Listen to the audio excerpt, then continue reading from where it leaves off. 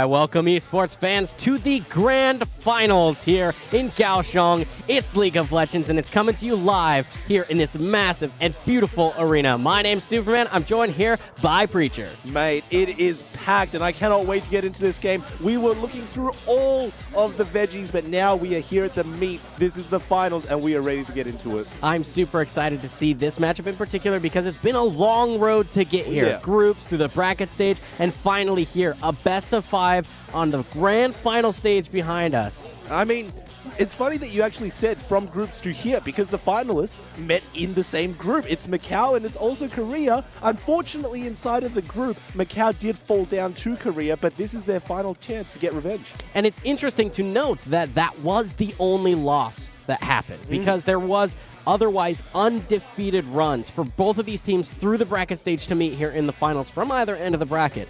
It was only in the group stage that Macau did lose that one game to Korea. Well, there you go. But, you know, given the fact that they are just so competitive and they were just so dominant, I mean, we saw a whole lot of dominant games on our first and second days, Superman. You can quote me on that. But, you know, the fact that they came here so handily, it means that we are in for one heck of a best-of-5. I mean, it better be. These have been insane games between most of these matchups, I gotta say.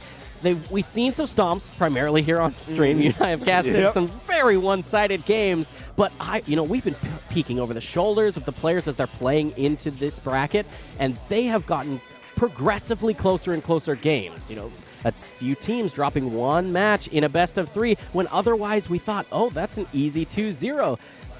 I mean, coming here into the final, what do you think? I mean, you just saw it on your screen then. The fact that these guys came in best-of-3s, 2-0 in both of their brackets, that does mean that we have got the best of the best. Now, usually casters, we are unbiased. However, it is a little bit heartbreaking to see the hosts actually not perform. They did fall down towards Korea 0-2, but it means that if anything, we have the most competitive games for all of the viewers. It was somewhat of an unfortunate draw for at least the live viewers here. They were very upset to see that you saw Korea and Chinese Taipei on the same side of the bracket, which meant they did meet in the semifinal. They were both favored to show up in the final if the draw went that way. So, like you said, kind of sad to see the hosts go away, but we've got an amazing matchup nonetheless. I mean, it's all coulda, shoulda, woulda. It's the way that the tournament is held. It's the way that they come out of the groups in order to meet each other. It is a heartbreaker, but it does mean that we are set up with some really good games. Now, let's actually talk about Macau, because Macau is, of course, the underdog coming into this. They did fall down one game inside of their group. This team is actually looking like one of the strongest iterations. Before, they didn't even make top 5 inside of any IeSF, and now making it to top 2,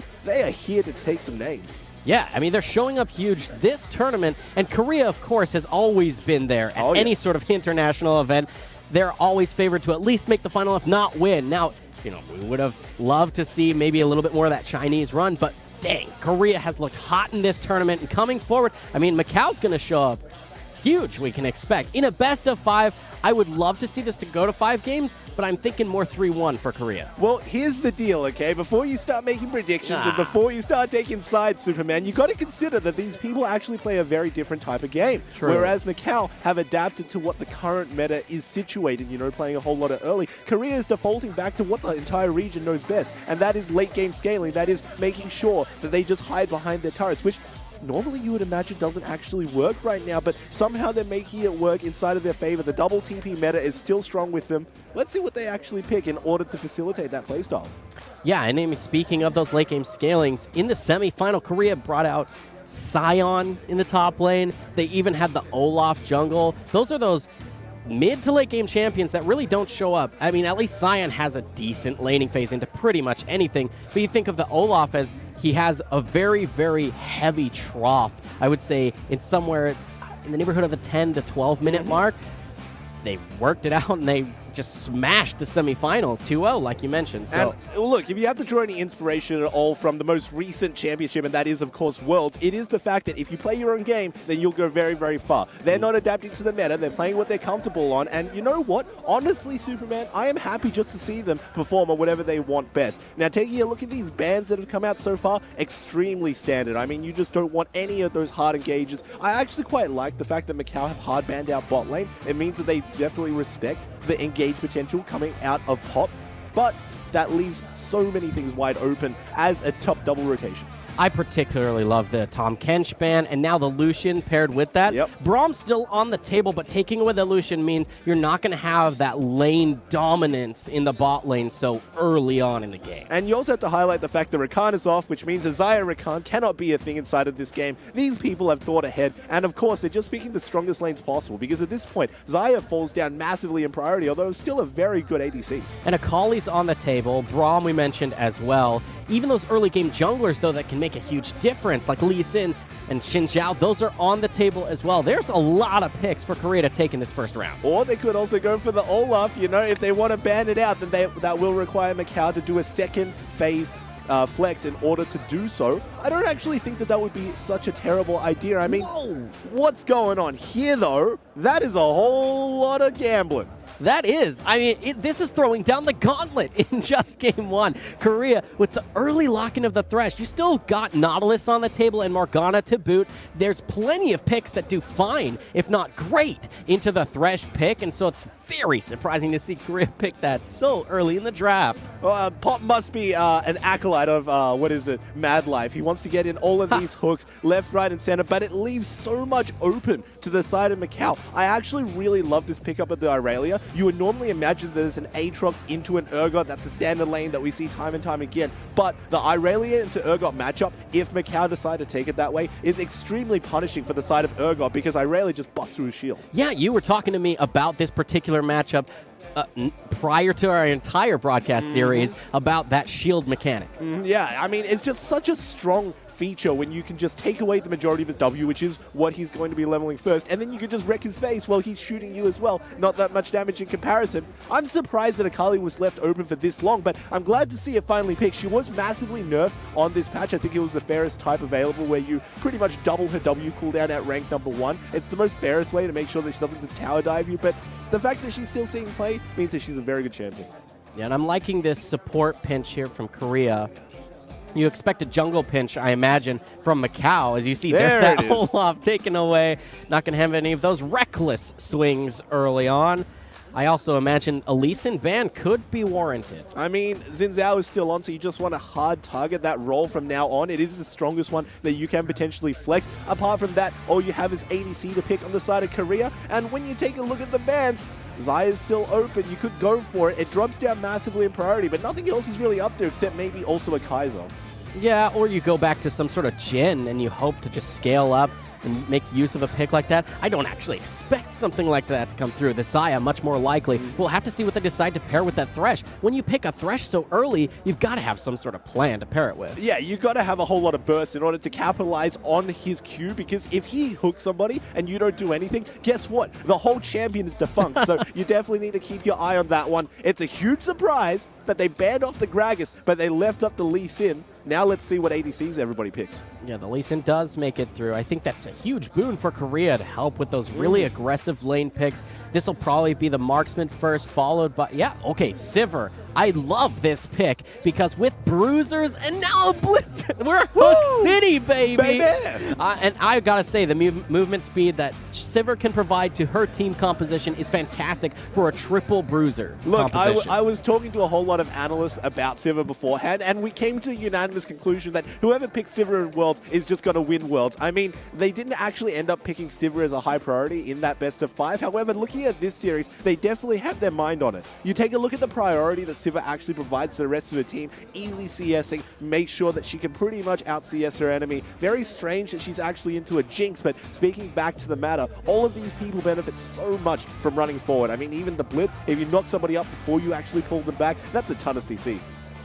And they can also retreat if need be, but it seems like a tough call when you've got a Jinx. If she gets that reset, if she gets excited, she may just run you down. I'm very curious about the Jinx pick. It's not something we've seen in Season 8 competitive. I almost want to just throw that out as a blanket. I can't remember the last time I saw this on stage. And she also doesn't have a very good build path, Superman, because your first item that you go for is a Storm Razor. Doesn't really work out with any of her items. I guess it sort of works with her Q mechanic, getting a rocket down onto your enemy that is guaranteed to be a crit. But other than that, the champion lacks escape, and going into a Blitzcrank, I am extremely scared for the Jinx. I mean, she needs to be dodging everything, but if she does, and if Thresh is the one to get a hook instead of the Blitzcrank, Blitzcrank, then her chompers can come straight afterwards. Yeah, it can be in a lot of damage. Even Thresh himself provides a lot of that early level damage with the Flay passive stacking up, the bonus AD, full-on total AD bonus that comes through on that passive. It could be a lot of front-end burst damage. Then you get excited, maybe in a free double kill in just a 2v2 situation. You got to watch out for Death Sentence. Yeah, everybody has to be scared of that one. Speaking about scared, take a look at all these players on your cameras, because these people must be quaking. You know, on the surface, they can't show anything. They can't show any fear. But think about it. You were at the finals of IeSF. This may be one of the largest tournaments that you participate in of the year. And if you are not just a little bit scared, if you don't have a little bit of nerves, I don't know what's wrong with you. Yeah, I mean, this is the biggest stage, the biggest lights, and now the biggest match, right? This is the grand final, and it's going to be the longest series. This is the first best of 5. We had best of 3s coming through the bracket stage, now culminating in a best of 5. It's game 1, Preacher. Who do you think takes it based on the draft? I mean, just off of the draft alone, I have to say that Korea's picks are very unconventional, very unorthodox. If they can show that they can make it work, then I'll be a believer of the Jinx. But look, at the current moment, I'm simply not sold, especially into a Sivir that's so strong right now. They also got the priority picks of the Aatrox and the Irelia. You have to be giving the draft over to Macau, because they just completely got every single priority that they could have, except for maybe the Blitzcrank, which is just a personal special. You think so? Because in my mind, that's a lot of attack damage, and yes, that can serve you well when pushing lanes, pushing turrets. But if you get enough armor, I mean, all you really need is Black Cleaver for damage on somebody like Urgot. If you get enough armor, you get enough defensive stats, you could probably tank through a lot of what Macau's trying to bring to the table. And then maybe these pocket picks like the Jinx, the Thresh, they could come up huge. I mean, you think about the range difference at late game scaling. Jinx versus Sivir, yeah, you got move speed, but do you have the range? No, you definitely don't. And look, another huge thing that I just want to touch on before we actually get into game and before we get into future games of this series, I'm surprised that there was such a low priority onto the Lissandra. The fact that these two teams aren't really keeping their eyes on it, one of the strongest champions in the game. Let's see if that actually serves them, because of course play your own style seems to be the strongest way to play in this year, and both of these two teams are definitely going towards it, or at least they try to, even despite the Olaf ban. Yeah, we got a nice player cam there as well. Just getting ready for game 1. We apologize for the short delay on loading onto Summoner's Rift, but I mean, a little tension, a little bit of delay never really hurt to build that tension for a best of 5 grand final. The distance makes the heart grow fonder, right? And right now we are watching these guys inch their way closer towards getting onto Summoner's Rift. They can feel it. We can feel it here, Superman. This arena is amazing. Looking at everybody who came here just to watch the event. I mean, it is one crack of a show. Yeah, I expect great things out of these two teams. They hard fought their way through the bracket stage, through even the groups. We did mention, and I like to bring up this fact, that both of these teams were undefeated through the bracket stage, but there was one loss total, one single game loss through either of these teams, and it was actually when they met in group stage. Yeah, I mean, that is the most important part, right? It is just Macau coming out for revenge in this game. Once again, got to stick by my guns. I said it, Superman, and I'm going to say it again. Their draft definitely looks superior, but let's see how they actually execute, because more than anything else, that is what we are here to watch. Yeah, and I want to see if Korea can make use of that Lee Sin pick. It made it all the way to second round, Preacher, and when you were able to get that, I mean, they were banned away. The Olaf, the Gragas, those were chosen as bans over something like a Lee Sin. Lee Sin is an early game king.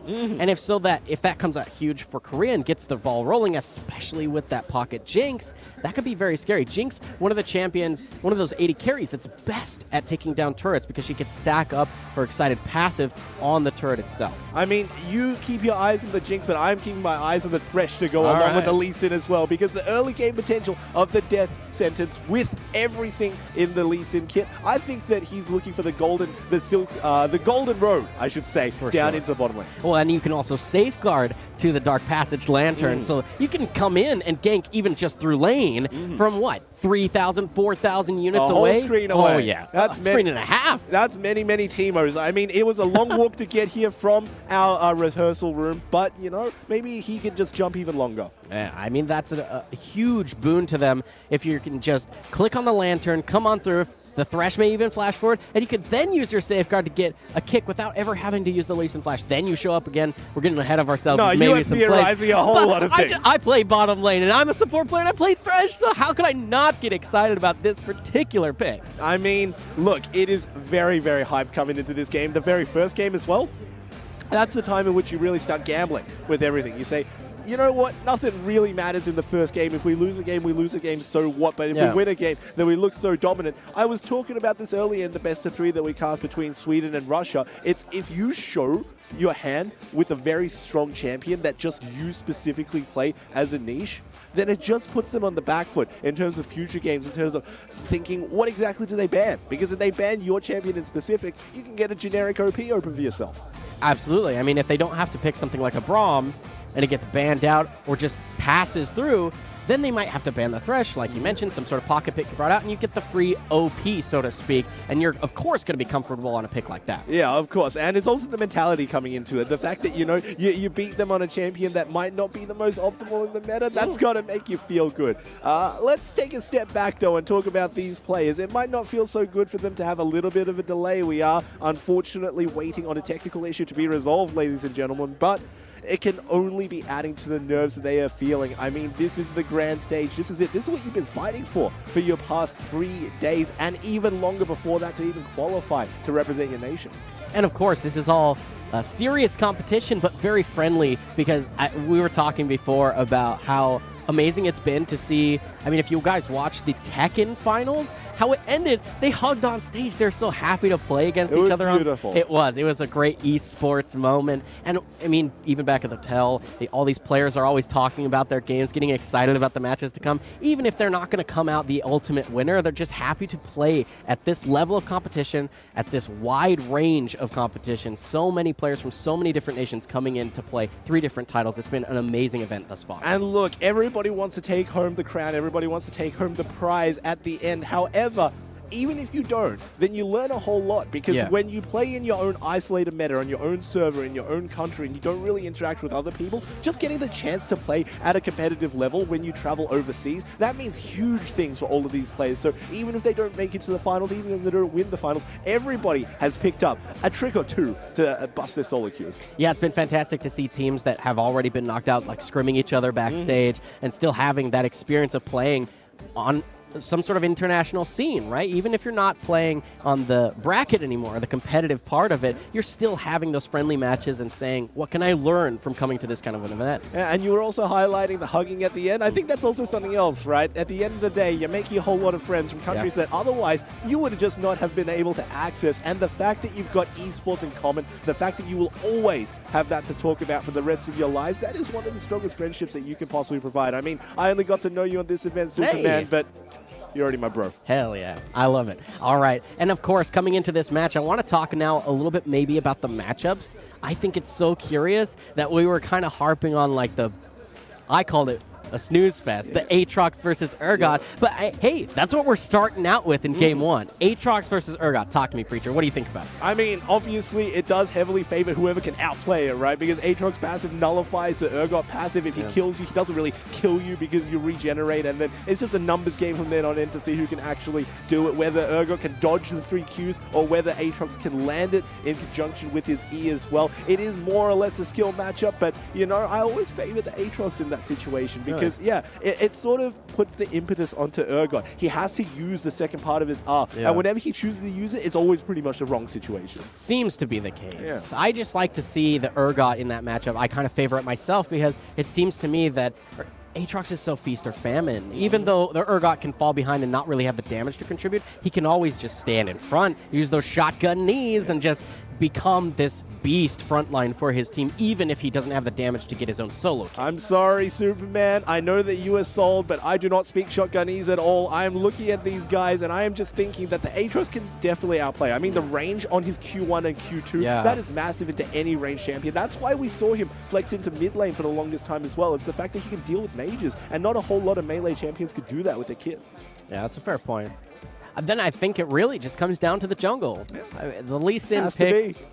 How did Lee Sin go to second round? I mean, it was Lee Sin because Urgot and Gragas were banned, right? So you got to think about the impact that an Olaf or a Gragas could have potentially had onto the map. The Olaf, we were peeking over their shoulders, and we saw that he did a huge amount of work for his entire team. I mean, once you get the Righteous Glory, there's not a lot stopping that champion. No. And of course, the Gragas, we saw it in day number 1. If he gets a couple of kills, he influences literally the entire map. He doesn't even go Cinderhulk. He just goes Echoes, and then he just kills everybody. I still have that flash body slam first blood. He flashed over, like, I want to call it 2 minion waves, because even though it was 1.5, it was the second one was like arriving. It was beautiful. And he flashed into it, slash over it. If you guys haven't seen it, if you didn't watch that live, you definitely watch the VOD and watch for that first blood from day 1. I mean, that was insane, right? It was, you thought that he was just going to collide with the minions and it was going to be a fail play, but very last second, literally very last pixel, he flashes onto him first blood. Beautiful. Yeah, it was almost like a hitbox,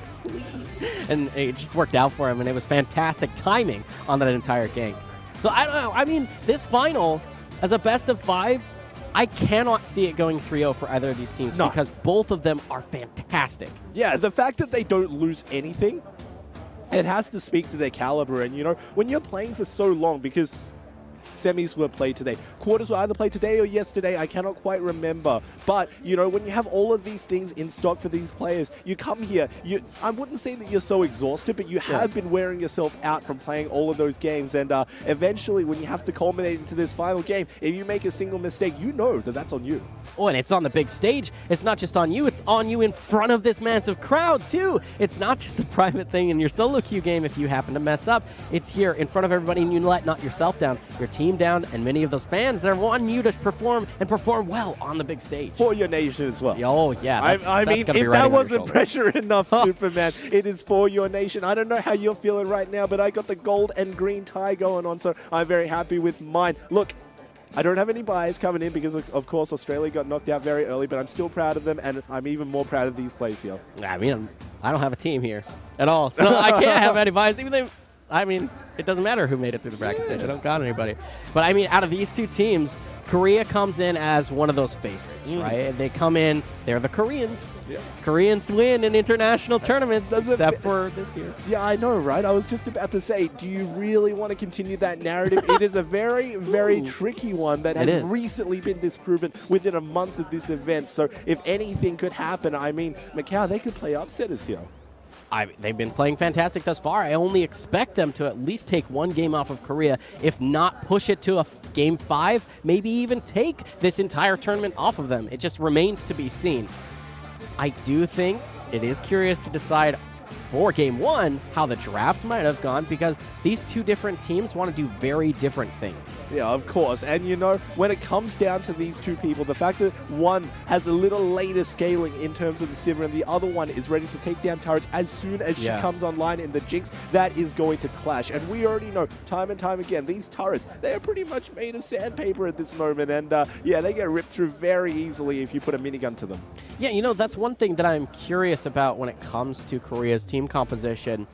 You do have the Jinx. She'll melt those turrets early, but there seem to be limited initiation tools that if you don't use them for initiation, something like Thresh's Kit is what I'm kind of getting at here, or even just the, not Aurelia, excuse me, but you're just having like the Lee Sin, Dragon's Rage, something, these key spells that you could use for initiation might also be those key ones you have to hold on to peel for the Jinx if she's your target, if she's the one that you have to peel for, because how does a Jinx operate? She's got a lot of DPS, but she really has very little self-heal. The Flame Chompers, Zap, they can do a little bit to help her, but if an Aurelia gets onto her, she's done without peel. Yeah, and you also got to keep in mind the fact that the Jinx is also very back-focused. You know, a whole lot of her damage comes at the end once she's stacked up her minigun, once she's actually cast a W, which seems to have the longest cast time when you play the champion, but not when you're playing against it. And also the ultimate and execute, something that you use usually at the end of a fight, or just as they're running away in order to get the excited passive to chase them down. You know, a whole lot of her damage is actually backloaded, and when you're playing against the Sivir, that could actually turn everything onto its head, because if you see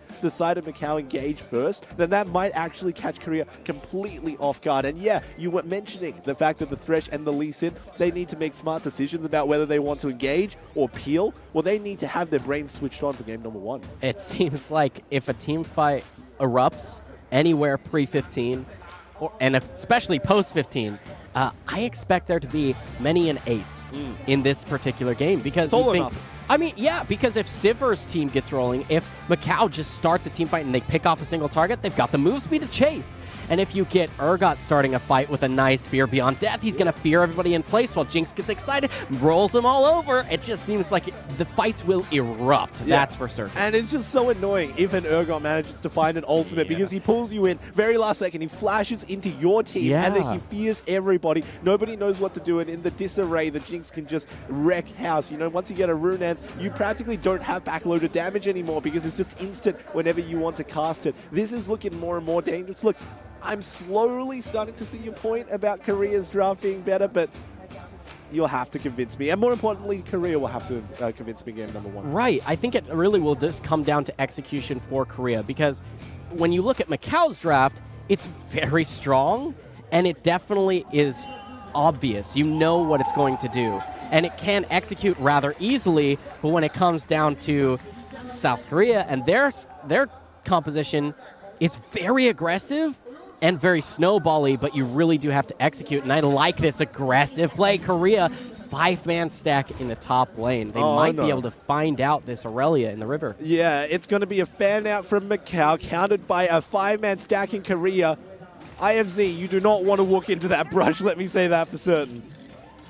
The curious choice to just be sitting in Tribrush, I should say. I would have liked them to walk around, up through the lane, come down into the river, and maybe get them early if you can catch them walking into that brush. Because you don't really expect the Aurelia to face check into the enemy Tribrush when they're just 5-manning. No, yeah, that was a little bit weird to maybe think that they were going to check that one out, Superman. But in the end, they all back, and they back within time to catch their first wave. So nobody misses out on anything as a net for Korea. And more importantly, this is more or less going to give an indication to Macau as soon as Urgot shows to lane late that Lee Sin has started on his red. Not too surprising, but it does mean that bottom lane needs to watch out around the 4-5 minute mark. Oh, absolutely, especially because Lee Sin does get a little bit of a leash here from Morgan in the top lane. That means he'll be faster to clear out that buff, get into the next camp. Curious that he goes straight to Krugs instead of maybe doing a 2-camp into a second buff and then ganking the bottom lane, but this will get him ahead in levels, no question. I mean, you know the way that Lee Sin works, and you know the way the jungle works right now, Superman. Krugs give you so much experience to give you the most out of any camp.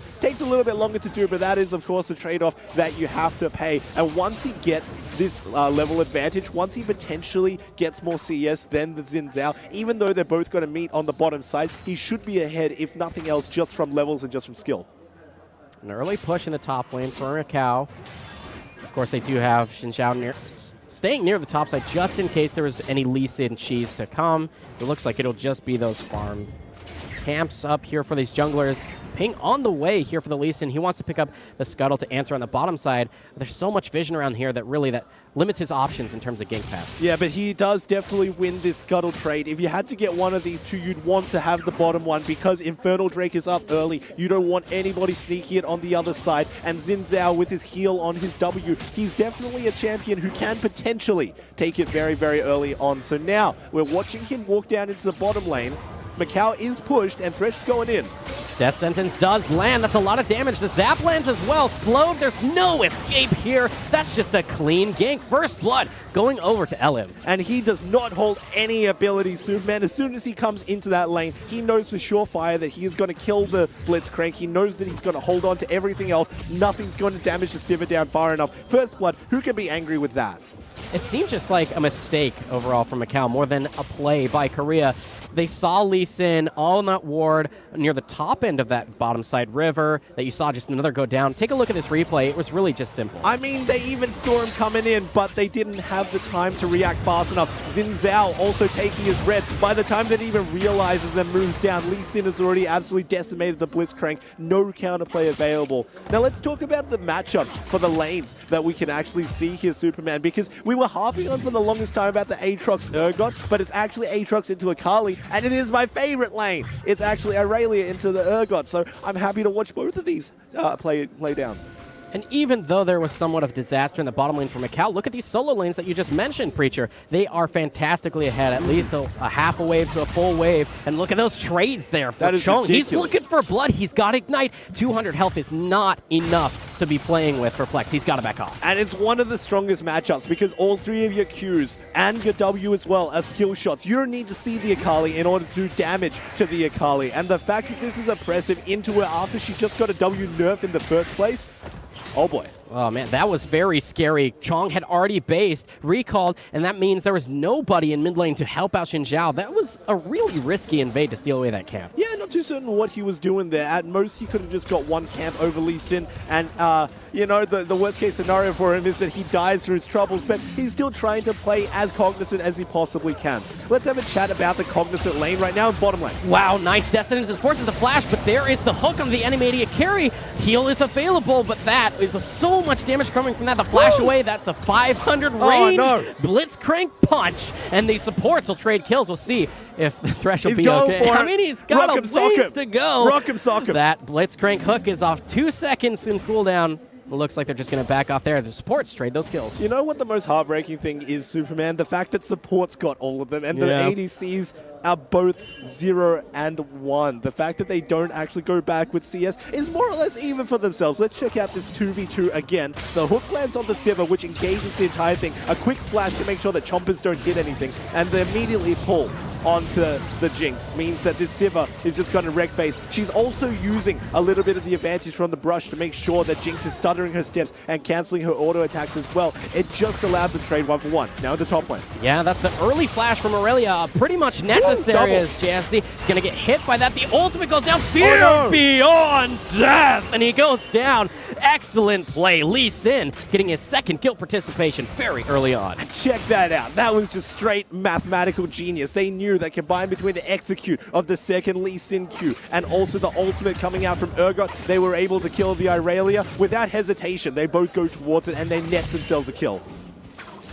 I'm loving this play out of the solo lanes from Macau. Yes, JFC just had a struggle in top lane. Let's take a look at that again. Great gank path here from Lee. And as soon as IFC knows, he does a very quick respect flash. He dodges a lot of damage from her W alone and gets a double stun, which is very beautiful, but coulda, shoulda, woulda. They know the maths, and they just go in for the kill, and even a flash and shotgun knees just to get that little extra damage. It was enough for them to get that kill. It's their third here on the side of Korea.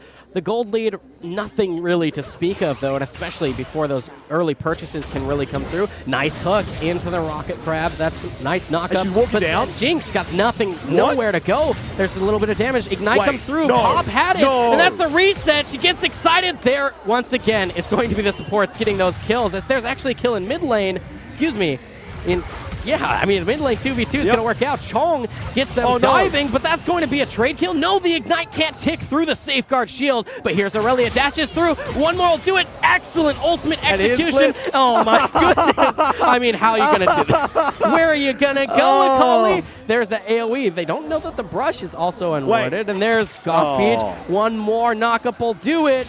Rocket punch. No. Oh, the interrupt into the hook. He's out. He's out, Preacher. I do not believe that. He just stood in the pixel brush. Nobody thought to check it. Everybody thought that she was going up. Let's check this one out again. Of course, Xin Zhao comes in to make this a fair 2v2, but it is anything but because of Akali's burst. Check this out. Combined between her and Lee Sin, he should just get absolutely melted. Yep, that's exactly what I expected, and now we know the rest of this fight. The Aatrox actually misses one of his Qs under turret that you're going to see in a second, using it backwards. And that could have potentially made a difference between life and death. But at the end here, the escape from Akali, there's nothing to say except it is absolutely beautiful. Check this one out. Knocks her up, uses the W to cancel the last auto attack. Nobody can see her. They think that she's going up instead of going down. And then the Thresh being the superhero. I mean, you are Superman, but he is actually the person saving lives. I mean, look at this guy. He's 2-1. He almost got a third kill there if Akali hadn't had her Thresh show up to also save. Plex is in trouble, though. Nice disengage. You know, I love how often these top laners are roaming towards the mid lane. Yeah, and the fact that everybody is starting to pile on. As soon as it's a 2v2, they know for certain it's going to be a 3v2. What is this? Wow, Jinx gets yet another kill participation at sub 100 health. This time, it's the 80 carries actually getting kill credit, though. Look, I think that these guys are just a little bit frustrated. You know, they might be feeling emasculated from their supports getting all of the gold Supermans, and now they're even diving turrets just to make sure that they can get that, but at the very least, it's working out for them. And at the end of the day, if both of the ADCs go back to base, whether it's forced or not, then it means there is no net CS advantage. And as we pan to top lane, yet another kill for this Urgot. Fear Beyond Death so strong, but here in mid lane, nice Dragon's range, but World Ender isn't quite there. It was so close, just a few seconds off cooldown. Oh yeah, and also the kick away, the Dragon's Rage, stopping the second Q from landing onto both of those two players was absolutely crucial. Watching it, oh no, we're gonna see the bottom lane. All right, here we go. Aggro ADCs, pulls the Jinx, and then Sivir just goes full man mode. Let's see, pops the ulti, gets played back, but she's saying, I'm going to get it, whether it costs my life or not. It's greedy, but it works. Yeah, that's just that play where the Thresh is thinking, why are you fighting without me? Come on, AD Carry, I'm supposed to be there for you. But it does actually mean that they have, I almost want to say an early base timer because Jinx can show back up the lane because of that death. They're able to then rotate through, get an Infernal Drake, which with these two compositions, you got to say is a huge boon for Korea. And look, now you're really starting to sweat if you're the side of Macau. You're a little bit of gold down, which doesn't really matter, but here's the gank. Oh, Death Sentence gets just completely nullified, and even though the rocket grab goes wide, you can't imagine. I don't think so. He's going to go down. They're trying to turn this around. Super Mega Death Rocket to get some quite low. Absolutely excellent play from Elim there as he's going to ward hop as well. That's the Dragon's Rage to get some of those extra kills. Excuse me, not the Dragon's Rage. It was just enough damage for that Dark Harvest animation. Oh man, they're looking for the extra dive here, but Chong is here with World Ender and Ignite to boot. The wave's just going to push in. Hopefully, Korea disengages. They don't want to pick that fight any longer. My heart can't take any more. In the first game, it definitely delivers from what we expected of IeSF. Korea getting such a huge lead for themselves. It's starting to get a little insurmountable. I mean, you got the one Infernal Drake as well as about a 3K gold lead for your team. You'd definitely be worrying if you're Macau because this means item advantage and it means double item advantage because obviously you have the AD and AP as well. Yeah, that's a nice split of damage. And I gotta say, Preacher, we hadn't seen Akali make it through any of the drafts, at least here on stream. Now that it has 4-0, looking for another dive, even with the nerfs to her early Twilight Shroud. Look at that. That's just oppressive. Yeah, that is so annoying. The fact that she can trade with you, but you can't even trade under your turret. As if turrets weren't weak enough as it is, they don't even target her. And the fact that she's got ahead so early. If you don't see an Akali ban in the second game, I would be very, very surprised for this series. And here's that possible lane gate we talked about with the Lee Sin and the Thresh. Can they look for it? I mean, they're looking for it. There's a safeguard to the Lantern. And they're going to go in one more Dragon's Rage will do it. The Death Sentence is true. And there's the excited Jinx. There's no way to get out of this. 3v1 dive. Don't even need the Super Mega Death Rocket. And look, that is just clean communication. Lee Sin says, I'm going to shoot up, and Blitzcrank says, I'm going to shoot down. Either way, they're going to hit somebody. They eventually hit the Sivir, and after that, the rest is history because they pick up every single kill. Urgot's looking for this. This would be brave if he got it. This seems a little risky here for Macau. I mean, they got to try something on the other side of the map. It's a 3v1. Exhaust goes through, and Fear Beyond Death is available. The disarm is actually fantastic as Morgan is forced to flash over the wall, but he gets the execute on to that World Ender. Only a couple of health bars remain, and yet another double kill for Plex. This is a 6-0 Akali. How do you escape such a monster? And it's starting to get to the point where you really cannot make that many aggressive plays on the map. Wards are very limited. We know that because it is Season 8. And the fact that they don't have vision about who can rotate. Check out your mini-map. Red side is moving up towards the Rift Herald. Urgot goes in to bait everybody here. The disarm is good, but Korea is just better because they are coming in. Even though the ultimate is negated, there is just so much damage coming out from the Lee Sin because of how far ahead he got in the early game that it is just unfightable. Yeah, and the Fear Beyond Death that separated that fight was kind of huge, even though it doesn't precisely execute Chong entirely because of World Ender, have to kill him afterwards. It pulls him away from helping out his other two teammates. It's just fantastic there from Korea. You gotta say, this game is looking in the bag for them. Yeah, I mean, it's kind of getting to the point at which they're really starting to tip over like that glass of water once you fill it up to a certain extent. Macau are just going to get absolutely rained on. One important thing that I have to highlight in terms of the build paths, though, Aatrox is sort of going for a lethality item first, which I can understand, but, you know, you're already so far behind. You're into an Akali, somebody who can assassinate you. That could either work. That could only work against you. And they're looking to dive once again. Nice flash. Rocket Glab into the Power Fist, but there's the flash away for the Jinx. Excuse me. Actually, just the Lantern. It's going to be enough, and it seems like Korea just has way too much damage. They can turn around any of these fights. They don't even need those summoner spells. Oh my god! There's the Lee Sin going for the soul play, and the Dragon's Rage to do 80 damage to finish it off sends a message to Macau that Korea is here to play. You might as well rename Elim to Korean Sniper here, because I don't think that he's missed any essential cues onto these targets. I mean, he just got intercepted there, but man, he is making all of these professional plays. Staying behind to make sure they don't know that he's here, thinking that it's a 2v2, but really it's a 3v2, and then he comes in. Check out his cues. This is the first one to execute Thresh. You think that it's all nice and done. Sivers just got to back off to safety. Oh, a ward, I'll get that for extra gold. 100 to 0 just from his kit. Yeah, that's just so much damage with Flash. Bam! Wow. Fantastic play there, and even coming back to live, Akali yet another one. Godlike now, 1 kill away from being legendary on the map. It's 20-5 at only 15 minutes, Preacher. Look, I always used to use the 20-minute mark as a big gauge because that's when you could surrender inside of a game. Now that it's moved to 15, you've got to assess the situation. 20-5. Korea has definitely been inside of this situation before. They know exactly how to play with the lead. They don't troll, they don't throw, they just play very methodically. You mentioned it earlier that the Jinx can now start to rip down turrets. That's exactly what she's looking to do around the entire map. And here's going to be that solo kill, or excuse me, the catch there onto the Xin Zhao. Yeah, there it is, marked by Akali, and then when Lee Sin comes in, do you even need to say anymore? I mean, Lee Sin is just so damn far ahead. Take a look at his items. He's got his Tiamat, he's got his Black Cleaver, and also Warriors. How exactly do you counter that? Very difficult to do. And they're going to use Herald to maybe buy some time to look for the dragon. They don't have a wave to help this. They're looking just for that Jinx.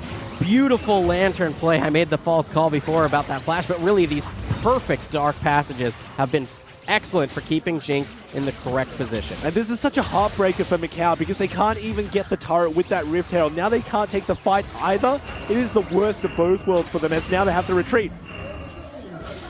And off the screen there, you see Aurelia taken down, but there's the flash play. Akali goes in, ready to delete out the Sivir. Descendants lands onto the support as they're diving the turret, and they actually shut down 850 gold. But Jinx is ready to get excited. She's tanking the turret. That seems curious there. One more forces the heal. All right, they're just going to say, okay, slow it down a bit. We're getting a little ahead of ourselves. Just a little bit slow. Look, if anything we could draw from Korea at all in IeSF, it is the fact that they adapted to the meta. I come from the LPL, Superman, and I can tell you right now, this is looking very much like a Chinese team playing absolutely aggressively. Let's check this one out again. They go for the solo kill. It's onto an Aurelia who, unlike Aatrox, cannot survive with her ultimate, and there's not a lot to say when she just gets 100 to 0.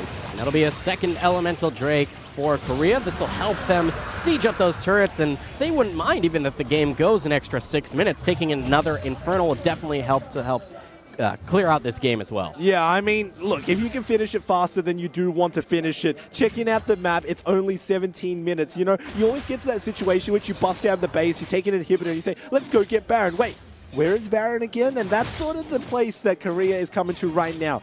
If you're the side of Macau, you must be struggling. Check out the wards on the map. They only have one defensive control ward on the bottom side of their jungle because that is where they need to defend from. They know that Baron isn't up for another couple of minutes. They know that that is the best place for them to play. But honestly, if they ever found even numbers, I don't even think it would go Macau's way. No, I don't think it would either, and you can only imagine that this will go one way. Akali just so far ahead. Nice dodge there on the stun. Means a solo kill for Akali. That's her 8th of the game, though she did get shut down earlier. Yeah, admittedly, that was not the play, but there's TP. Yeah, and I mean, this could be a setup for what would otherwise be the Baron. And we're only at 18 minutes, and Korea's just clearing out house. That's excited Jinx. I'm just laughing. Oh, no. Look, this is definitely breaking my heart, Superman. I am in a bit of a fit right now. You sort of have to pin question marks right now if you are the side of Korea to say, where is it? Where's the Baron? Why can't we do anything? I guess we have to settle for an inhibitor, and that is exactly what they're going for. The inhibitor's going to work so much in their favor, but they back off. They play it safe. They're just going to clear up the rest of these turrets. I mean, it's 4-0 when it comes to structures all over. They don't really need this global gold to clear it out. Look at this. They got a 2.5 if you give it the pickaxe as part of that Infinity Edge.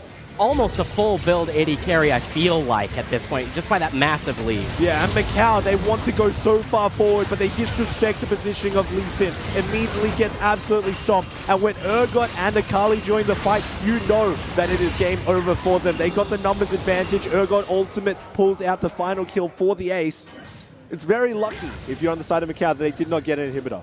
Yeah, and it's almost surprising that we're going to make it to the Baron spawning because of this massive You lead. honestly thought that they weren't going to make it there? I thought it was entirely possible for them to break the base prior to Baron even spawning. Yeah. I mean, I'll give you that one, but they play it safe because they know that Jinx is on very low HP, can be assassinated by any of the players on the side of Macau, even though she's so far ahead. That's a fantastic hook, and they're going to at least be able to take out Pop. But you can see the range from Jinx over the wall means she gets excited. Doesn't even have to follow that up any further as they just pick off two very quick members. And you got to see, that feels bad when you land the aggressive hook and then you have to flash away defensively. I mean, it shows the disparity in terms of gold. Jinx just takes so long to die with all of these players on attack, but now they go in. There's going to be the early ult from Aurelia, and she just goes too deep. There's too much damage. Akali, yet another solo kill, no assist on that. Going to use the Twilight Shroud to stay alive. Nice Fancy. tank there, and that's just enough. Double kill. It's a full ace. They're going to take down the base now. You can only imagine that if they're not just taking an inhibitor here, they might be able to end. Yeah, I mean, now is the point at which you say, okay, it's past 20 minutes, the purple worm is alive, we can definitely go for it, but they're not even keeping the eyes towards it. Realistically, if they ward it out, even with just that scuttle vision alone, they can back and they can get their power spikes to make it even stronger. They could even potentially bait it for a very game-ending push if they decide to play it that way. The whole world is their oyster at this point, and Korea is dominating it. I mean, Lee Sin, level 14, 3 levels over the Xin Zhao.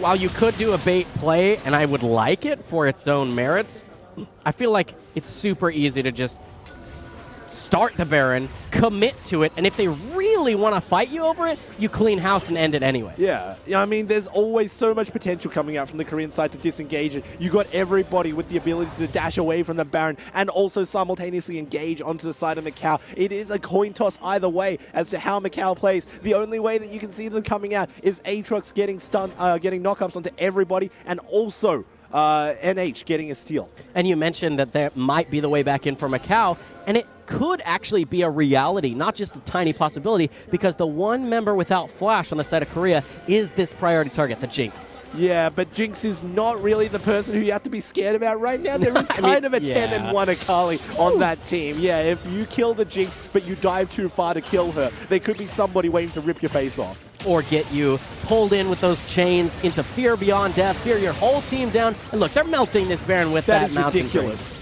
Yeah, so I mean, fast. There is no counterplay. So many control wards. Now they go in.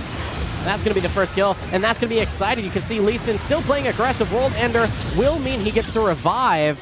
And he instant stopwatch coming in there. There's no way to escape. Excited once again. They're going to turn back around and get right back on the Baron to help them end the game. Aatrox, you got nowhere to go, buddy. Yeah, it kind of looked like they just got outplayed from the early game. Even though lane matchups favored Macau so much, it didn't even matter with the jungle disparity, with the fact that everybody was moving around so far. They're going for the Baron just so they can mathematically end it a little bit faster. It's all done and dusted. Let's look towards game number 2. Yep, it's just a formality at this point for them to take down these Nexus turrets. Blitzcrank might look for something cheeky because he does have Ignite, and that minion wave is getting ever so small. But you can see Plex is looking for blood, because why the heck not? This is ridiculous. I mean, they're just playing with their food right now. End the game. Let's move on. 37-7, a 23-minute convincing win for Korea as they're just looking to pad their stats moving into game 2. This is where you're playing for psychology. The psychological win where you're saying, oh, you have nowhere to go. The crits on your platform make you feel so bad. There's going to be the Nexus, ending game 1, moving us on to game 2 in that this best was of 5. Such a dominant performance coming out, Superman. We knew that it was going to go one way or the other inside of the games. Honestly, I think that I can see Macau doing the exact same to Korea if they get the early game, because it's all about the snowball potential for both of these two teams. The way that they play, the way that they draft, that is how it works. And it just happened to be Korea dominating it with the Lee Sin pick very early on to take out the first game of this best of 5 finals. I mean, it really was the Lee Sin coming up huge. He seemed to be in every single lane. He wasn't really needed for a while, because in the top lane, you started getting those solo kills with the Urgot. Then you don't need the Lee Sin pressure up there. In mid lane, the Akali. Akali doing Akali things. We don't do that here. Like, let's not talk about this. Yeah, no, I mean, Akali definitely showed why she is still viable. Even though her W cooldown is massive, doesn't even matter because she's not going to be diving the turrets. You know what you do when your W gets nerfed? You say, okay, I won't dive you then, which makes a ridiculous amount of time. And look, even into the Aatrox ultimate, they still managed to abuse that and pick up kills onto him. Yeah. 2 double kills in a row in the river for Akali. I mean, I think that alone is why this Twitch channel says for mature audiences only. This Akali just took over that game. We didn't really talk about it much because it just seemed like, oh, Akali got through and Akali's doing Akali things. I know. It's just Akali playing the way that assassins do on this meta. Everybody is extremely squishy. Even supports can't really build tanky anymore. True. And you just saw her ripping through absolutely everybody. Yeah, I mean, like, there was nobody standing in her way. As soon as she got her gunblade, she was just, one-shotting people. That's true. And it's actually curious that we didn't talk about the Akali that much because we were so interested in these pocket picks, the Thresh, the Jinx. And I got to say they did well in their own right. But when you get such a fantastic pick in the Akali, you don't really care what you have to pick in the bottom lane. It's just something that can survive, right? It's an ADC. You need an ADC to fill an ADC's role. Jinx did it pretty well for the team. She could also chase down the enemies as well. And look, if it's a comfort pick, it looked very comfortable. It did. They looked extremely comfortable, not only on the Akali in mid, that's a strong OP pick, but in the bottom lane, being able to choose those pocket picks, especially early in the draft, it worked out well for them. I mean, you can see the Jinx in particular, even though that was... Yeah, I mean, I didn't really expect any other chart. I kind of expected Akali to be higher, but the fact that they were ripping through the enemies, this is testimony enough. I mean, that's 1,000 damage to champions per minute. If you think about how champions at level 1 are anywhere from like 390 to 600 health or somewhere in there without items, think about how much actual damage that is throughout the entire game. Such a short game, 24,000, and that's just the Jinx. Jinx plus Akali, you're looking at deleted health bars time and time again. Yeah, and there's 2 different types of damage. One is consistent DPS and the other one is burst. Akali sets up Jinx to make sure that her passive can actually get off for the bonus movement speed and also for the bonus attack speed. And after that, she just runs into the enemy team and rips everybody down. It's the assassin work that really makes the team work. Yeah, that damage chart just... it hurts to look at. You can only imagine that, especially as like a support, a Blitzcrank, that you get someone like those nice hooks early and you try and build some resist. You're like, how come I actually can't survive anything? This feels so bad. It feels bad when you get all of the kills as well. There were like 3 kills down onto the bottom lane that were just towards the supports, and even then Blitzcrank didn't actually manage to build any resistances. I think that really speaks to the way that the game works right now, how if you get those items, you know what I'm going to say? I'm going to say just build AP. Because take a look. Hold on, Superman. For that specific game, you didn't have any other magic damage. True. So if you wanted to diversify your damage, if you wanted to make sure that they didn't just stack armor and instantly win from that alone, that was the only way that they could have actually come in with a whole lot of magic burst. Yeah, I mean, and being able to maybe pop the Akali, I can see it. Maybe at least a Sheen. Yeah. Something there to give you a little bit more of that damage burst. I like it, but... we'll have to see how the draft changes for Game 2. We're going to go to break now. We'll be back for Game 2 for the Grand Finals. Don't go anywhere.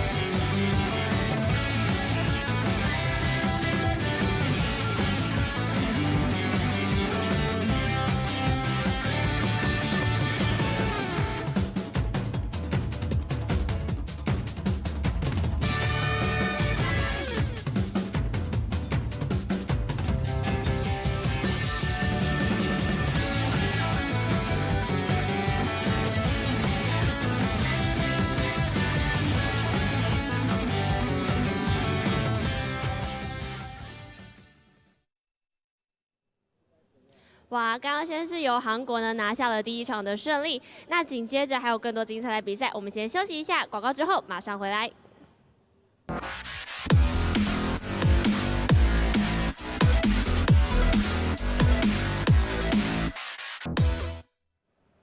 And welcome back to the 2018 International Esports Federation World Championship. It's the League of Legends Finals here in Kaohsiung. My name is Superman, joined by Preacher. Welcome back. It's Game 2 time. Mate, it feels good to be back. I could not wait as soon as game number 1 ended. They were tantalizing me. We finally got the stat page where I think I had a mini heart attack looking at all of those numbers, and I can only wait to get into the second game, in which some of that could have been replicated. Yeah, Korea's AD carry put out almost 1,000 damage to champions per minute, and that was in a fantastic almost 40 kill victory.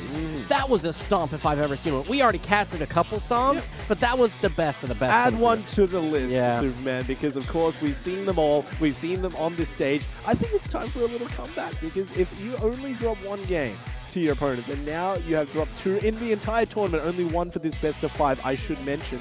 Yeah. This is really a time in which you need to come back and say, you know what, we still do have a fight in us. And if the early game goes 50-50 our way, then we'll show you exactly how a snowball looks like.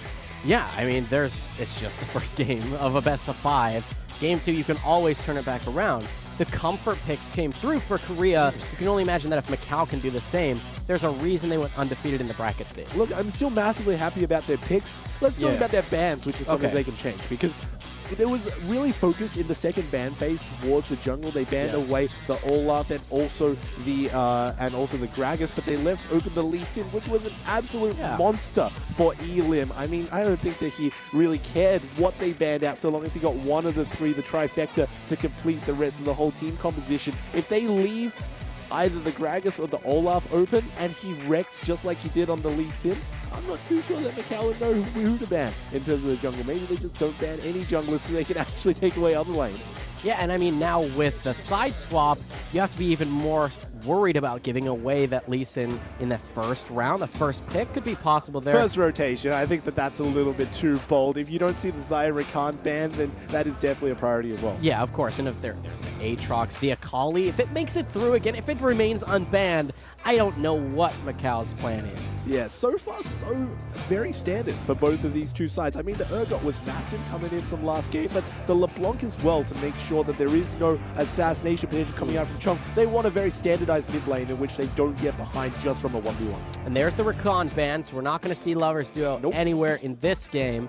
The Zaya is still a strong pick in and of itself. I don't think it's first pick worthy. No, of course not. Not when there's something like a Kaiser open, and also you could go and try and split up the Lucian Braum combo, because you allow Macau to draft that in the first rotation. Could just dominate the bottom lane as well. Lucian also available. Drew a ban earlier. We've seen it picked in some of those stomps that have come through.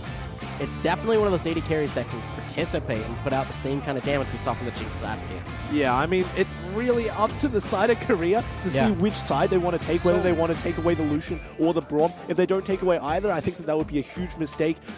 Also for Macau, if they don't pick that up, because that bottom lane is absolutely devastating. You have to take a look at them. No, that is going to be a little bit of a worry. That is worrying, especially with Akali on the table. That's available for Macau. They can also look to take the Aurelia, but now they're hovering. I would like to see that locked in. You don't really need to go for the Akali this early. I don't think you want to give it to Korea, but it seems really risky to take Aurelia, Akali, and just say, okay, we got our solos. Now what do we do? Look, we already saw it last game. It didn't actually work out in the long run, but in terms of the 1v1 laning phase, Aatrox actually does really well into the Akali because he can hit her while she's in her shroud. But already they're picking it up. I think that this is a very bold move coming out from Macau, because this means that Korea can now get a counter pick in the top lane as well against the Aurelia. That is not what Macau wants. I think they just greed it out. I like it, though. It's so greedy and it is so bold, Preacher. But it shows you that Macau still has confidence. They're not worried about game 1 and how it went. They're not on their back foot. They're just down a game. Yeah, I mean, they're still playing towards their own game. They're still resetting in terms of mental. And honestly, there is no possible way that you can make it to the finals of IeSF without actually getting an ability to not tilt after previous games inside of the series. It really is up to Macau to still continue to play their way. I'm surprised that this is actually a Thresh Lucian rotation as opposed to a Braum, because he hasn't been banned, and that one would be the superior bottom lane, I would imagine. But it leaves it open towards Macau, and they can pick up either one to make sure it doesn't get banned in the second phase. I mean, Pop's death sentences were magnetic in game 1, so I can see the comfort coming through. But I do agree with you that with the Braum still on the table, it's a fantastic pick. They opt not to. This will be the Xin Zhao given over again. But look, we're into second round, and there's so many jungle picks available. Yeah, that's what I was actually worrying about. Thank you for pointing that one out, Superman. The fact that, once again, they can only ban out 2 junglers, and whichever 2 you take away, you know for certain that Elim is going to get the other one. We're still yet to see his Olaf, we're still yet to see his Gragas, but we do know that he's comfortable on both of those 2 champs. Come on, if that's going to be a Gragas ban instead of a Lee Sin ban, I'm going to be a little bit mad at Macau. I mean, Macau will get that first pick, but they've already picked their jungle. I do think that if they give over the Lee Sin, this is Macau saying, game 1 was just a fluke. Yeah, you had a really snowbally composition, and that's why you smashed us, but we're ready to just bring it back. It was a fluke. We're ready to take game 2. Look, super flex time. I think that you okay, hit me with it. I'm ready. I think that you can ban out the Lee Sin, and then you can pick the Gragas as a support just to absolutely deny it away from the side of Korea. If they don't decide to do that, come on, it's sort of falling into place right now. I mean, it just now comes down to the pick after this last ban. Do you ban the Gragas to cheese them out? I don't think so. You don't mind game yourself. No, it's all against Korea. So let's actually check out what Macau picks right after this ban. But it is a curious ban to ban the Lee Sin with Gragas still on the table. Taking away the Ezreal as that marksman that I mentioned was possible, I think you still leave Xayah on the table, or you mentioned the Kaisa as slightly higher priority. It just depends on what is a little bit more comfortable here in the bottom lane. And it's also what you need, right? Because the Xayah can actually dodge out from one important skill shot, like for instance the Thresh Death Sentence, or any one of the Aatrox Qs to make sure that you don't get knocked up and you don't get interrupted in the middle of a fight. But this is bold, and I think that you don't actually know this about me, but I am a Shen 1 trick, so this does really tickle my heart. And it's probably the Shen support. You can't imagine Aurelia support or something crazy like that. So with the Shen support, this will be curious because Shen, I have to say, as a Thresh player, I am always confident playing into a Shen. Yeah. He's annoying because his W makes it very difficult to actually take some kills, but you're never worried. You just flay away the taunt, and it's easy to play that lane. Yeah, it's not exactly the best pickings coming out from Macau's bottom side so far. This is something new, though. I like the fact that they're actually diversifying with some magic damage into the jungle to make sure that they're not just getting armor built out. But over on the other side, come on, baby. Do it. That emo lock-in. No, the other one.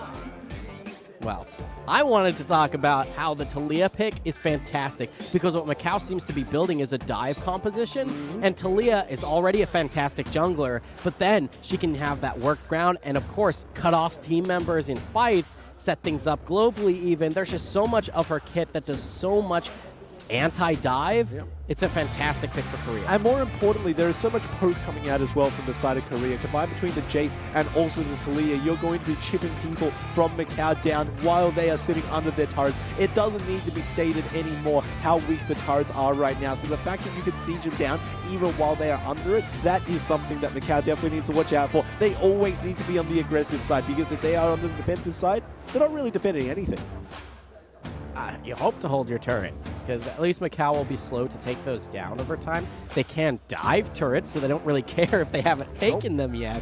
I'll be very curious to see how Macau plays this, especially, as we were talking about earlier, using the jungle. Like, where are they going to put the pressure? I mean, that's really where it's at, right? We need to check out whether they start on the top side and try to get a perfect path into the bottom lane, just like they did in game number 1. Very early kill onto the Lee Sin, make sure that he snowballed. Maybe he's looking for it again, but because it already happened in one game, surely you would imagine that should be watered out for G2.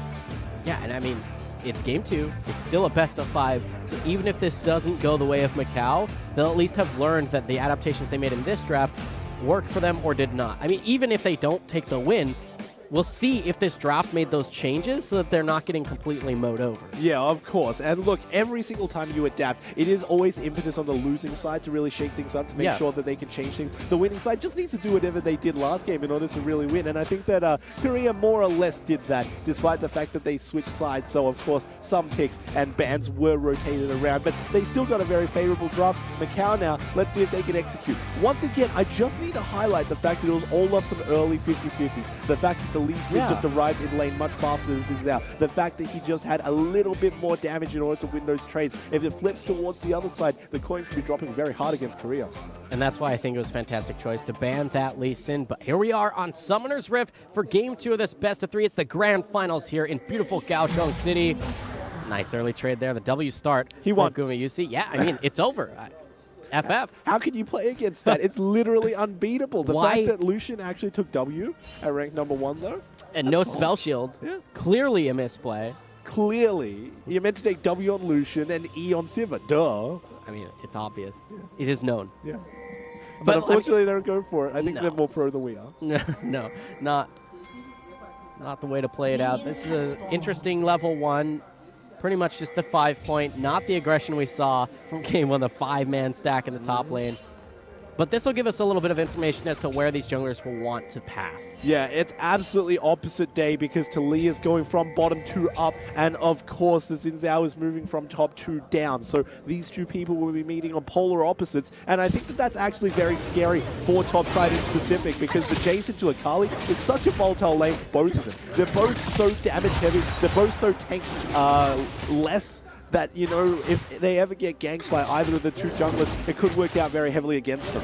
And I want to bring attention to the fact that it was the Sivir for Macau that pushed up early and then died very early on at first blood. It was the support that gave the life for it, simply because they were pushed so far up and even with the vision, did not have the space to escape that game. Yeah, it's all about the lane spacing, and Shen does definitely build that with his W, gives you a little bit of extra room in which you don't actually get damaged by your opposing ADC. Very actually curious to see how the Lucian plays this early on, because see, we saw that he took his W level 1. Usually when Lucians do that, it means he wants to get a double shot off and then use the movement speed to get the third auto off for his breasty attack, but he hasn't done so in this trade so far because there's a lot of respect coming out from Macau.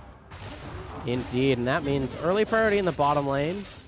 Going to be using no bouncing blade this early for the Sivir. Make it very difficult to last hit underneath turret. You can see those numbers already stacking up excellently for Gumayusi here in the bottom lane. Yeah, and also they're missing CS down under turret. That is definitely a huge upset for the side of Macau. Eventually, over time, Sivir is going to need that CS in order to stay relevant, in order to actually get ahead. But in terms of the skills that both of these two champs provide, Lucian is much more early game oriented. And if he manages to get the early CS and the early power spikes over his lane opponent, then this could just be mowed down before late game even arrives. I mean, that's the hope for Macau, that they can scale up, get those items, and then look for those team fights, especially with the dive. But wow, oh, the wow. 1v1 very huge in mid, but Elim is the first to show up. It will be the first one going over to Irelia, but there's assist gold for Korea. Okay, so first blood over to the mid laner of Macau, 1-for-1. The gold advantage is still on the side of Korea because an assist and a kill is worth more than first blood, but it is divided as opposed to united. And you should see a whole lot more action because that was a flash, that was an ignite, and over on the outside, Plex couldn't even flash out of any situation. Yep, which means they're both going to make their way back in. Unfortunately, didn't get to have those minions all there. I mean, a slight EXP disadvantage, I want to say, for Plex. Yeah, I mean, Plex is a little bit far down. I want to talk about the jungle matchup so far, because as opposed to game number 1, this is very light coming out from both of these two junglers. Yeah. Already reaching the 4-minute mark, no real gank. Let's check out the mid lane again, I assume. Yeah, it's going to be this. They go in onto Plex, immediate drop of the ignite to make sure that he can take this down. And even though there is a joining from Elim, he doesn't actually land any skill shots, so it's going to be a 1-for-1 trade. Works out well for them. Mentioned that the gold is a little bit more in favor of Korea, but wow, they just want to keep fighting in mid lane, and that's a nice pullback. Chong isn't very tight spot. Misses the... Why trade if you're going to miss the cannon? Yeah, I was just about to say it. Your third Q, either order or just use the Q at the right time. He tried to go for both. Look, it's the little things in life that matter. But more importantly, he is still winning out the trades. We know that Aatrox does win this lane very heavily. But if we know something else, it is that Korean junglers love to interfere in lanes that should be winning, making them lose. Yeah, I mean, look at all this pressure into mid lane. Xin Zhao and Talia very close by. Although there wasn't much done by NH in that early 1v1 in mid lane. I want to call it a 1v1, even though there was that assist gold. Yep. Man, being pushed in so far in the bottom lane, it's very difficult for a Sivir to deal with. She's going to want those items to come through so that she can start one-shotting waves, so to speak. And it's a ways off. Yeah, and the bit that feels even worse with the Sivir is the fact that she's not actually getting any mana back because they're not using any abilities in the bottom lane. So if they never throw anything out, you can't spell shield anything, and that just means that her wave clear is severely hampered. I think that it's a heads-up play coming out from Korea to not actually press any buttons. I know it's revolutionary in League of Legends, but it's working out for them. A nice Shock Blast combo there. Talk to me about this top lane, though, because the CS numbers really not that much to speak of, but we haven't really touched on this Jace into the strong Akali pick that now is on the side of Macau. It's all a numbers game. Jace wins it because he gets a superior poke with his range all the way until Akali gets to an item power spike in which she can 100-0. So it's up to Jace to make sure that he punishes her out and make sure that she is delayed as much as possible. But also the fact that Jace needs to use that range in order to make sure that she can't actually trade 100-0 regardless, but she has her ulti. Misses the cannon. That's going to feel bad as well. Oh, and come that, on. Whoa, 100 extra damage with the Shock Blast combo through the acceleration gate. I mean, there's a lot of missed experience in gold. Wow, out for blood. Looking to proxy this next wave. He's going to find him. The transformation, the cooldowns are still coming up. I mean, level 6 Jace, you're not going to be able to do that full double rotation so quickly. Yeah, I mean, I guess you know this for certain, but when Korean players go a little bit aggro, when they try to show their skill, they do pick up the Jace. Here it is. And there's a teleport in the river. You can see Akali knew that this might be a possibility. Morgan's looking for blood originally, but now he's on the wrong side of the map. Lucky for him, he's got his jungler close by, but a half health. Jace could actually go best. Diving through, JFC has to flash forward aggressively, but with no ignite, there's not enough damage to actually take down the Jace. Yeah, and Shen moves up even though he's level 5. No Stand United to save anybody. Taunt, but that is after the kill is put down, so nothing can happen as a response from Macau. That was way too aggressive a play coming out from the side of Macau. I mean, they wanted to get the dive, they wanted to get the kill. It all worked out against them when Elim arrived. Whoa, in a 1v3, he gets the solo kill, pops the World Ender to get out of dodge. Ignite's ticking down, but it won't do enough. What a fantastic play out of Plex. Yeah, he just calculates it. He makes sure that even though other people arrive, they cannot actually interfere between the 1v1. It is between her and me, and he takes Aurelia down, even getting out with the ultimate. You don't want to chase an Aatrox with an ulti because at the most, all you're doing is busting him down as he walks his way to the turret. And that was a straight-up flex play in mid. We've seen some of these other... Yeah, I mean, weird flex, but okay. I mean, we've got amazing plays elsewhere on the map, but I got to say they were very close fights, especially where Jace got that kill, barely escaping with his life. But then we pan over to mid, and that Aatrox, he's showing why they took this as that first pick for Game 2. It just works out so far ahead. And let's check this one out again. Chong is on half HP. He says, half HP is good enough for me. Hard dives, pulls back with the chains. Third Q kills him. He uses the flash, unfortunately, but hey, if you need to use it to get out with your life, that's what you need to do. And that Stand United comes in. Chong, very, very low, actually falls very early. Aurelia's out of the fight. Elim tries to escape with his life. It's taken out by the support, and you can see Kuma UC, he is ready to get yet another. Okay, all right, the thresh. It's the Ignite, and he is going to pick that up. But now 6-2 for Korea as they completely encircle the enemy. And they are just showing that game number 1 is not a fluke, Superman. They got the early game leads for a reason. Their communications are on point. As soon as there's a fight, you know that 10 seconds before the fight even started, everything was planned. Hello, Akali? That was just enough to escape. It was the Hex Drinker that bought the time to at least trade that kill, but that was outplay for sure by JFC. Down the overall gold, is able to take that kill in the 1-for-1. I'm not too certain that she had any real reason to do so. Now the 2v1 against the Aatrox, you can just jump over. Yeah, you have to. No World Ender. You can't try and turn that even in the 1v2 that might turn into the 2v2. You can see Elim's there. Maybe looking for a cheeky push, get the wave in a better spot top lane. Yeah, he knows that as soon as he shoves a huge wave into a turret, it works out in his favor. Watching the Aatrox right now, that is the whole point. Stand United comes out early, actually gets completed onto the Shen, has to use the flash in order to finish the last kill. But after all that's said and done, there's nowhere for him to run. He's on red side, running towards blue base. You know how that story goes, and he gets taken down. Look, already a small lead is turning into a big one, Superman, and 7-3 kills with a mountain on the board. Macau is struggling.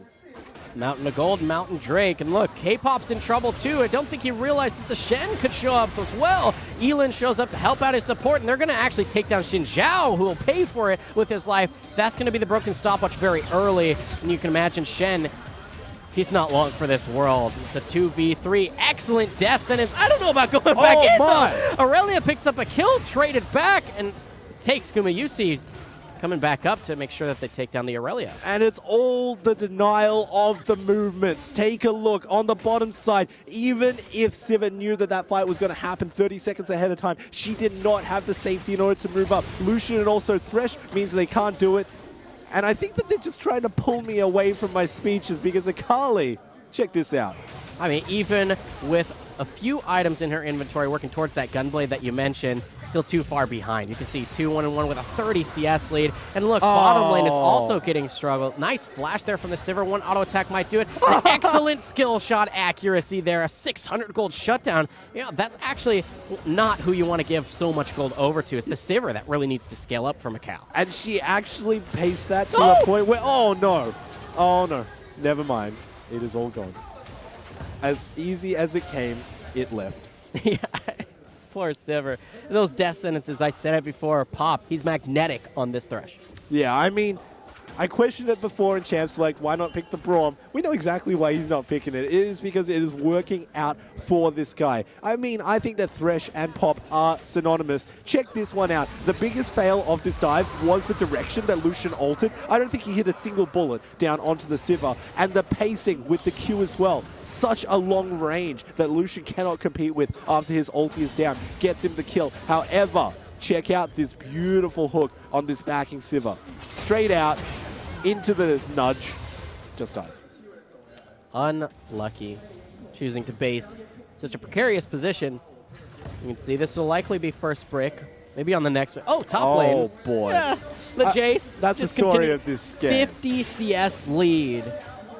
As Creo just back off from the mid lane, but you gotta see this Jace. That gold lead has got to be in the neighborhood of 2,000 over his lane opponent. Yeah, I'd love to check that one out, but it's all right because we know that the matchup is still heavily favoring him. Korean Jaces, they pick it whenever they know that they just want to style on their enemies, and so far, he's pressing buttons at the correct time. IFZ having one of the roughest games of his life. And this will be the first elemental following, of course, in favor of Korea. Second mountain will follow it. You can see Flex just wanting to look for blood. It's a 1v1. They say, yeah, there's teams in this game, but let's go. 100 health, and nice use of the Q there from the Lucian to pick off the finality there. Xin Zhao's trying to ult away, but everybody's within that circle, dealing damage to him. This will be a third and final outer turret ready, and they've got a cannon wave to continue this push up mid lane. 4 people going into the mid lane, and as expected, the Akali gets popped in top lane and in bottom. And the interaction not going to work out in favor for that spell sheet. Silver will fall in the side lane with Jace doing work again against the Akali up there. Unfortunate for the Macau team. This looks like a stomp, a repeat of Game 1. Yeah, I mean, take a look. Siva's down into the bottom lane. Shen just manages to back. Akali is in top, whereas 4 members are moving towards the mid lane from Dragon. And as soon as they all arrive, even with the stand united, it is all for naught. Shen arrives, which is much more of a burden than it is an assist. And slowly, everybody gets popped because Akali's top. Siva's still moving. She doesn't actually get any damage out into this fight at all. It's just a heartbreaking situation. Yeah, let's check this out. Another greedy base. Oh, freeze frame.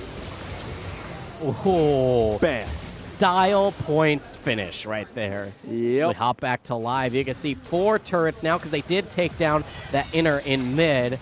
They're going to take down now this one in bottom lane, ballooning that gold lead to 10,000 gold at only 14 minutes.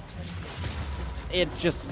this is painful to watch. Yeah, it is. And already, before 15 minutes has even rolled around, before you can even get anywhere close to a Baron call, these people must be checking the map and just saying, where exactly are we meant to be going again? And yeah, that is a very excellent question. Wherever there are kills, I suppose, just to make their lead even stronger. And failing that, trying to bust down turrets, making sure that if you can get an inhibitor just off of sheer luck, you should probably do so.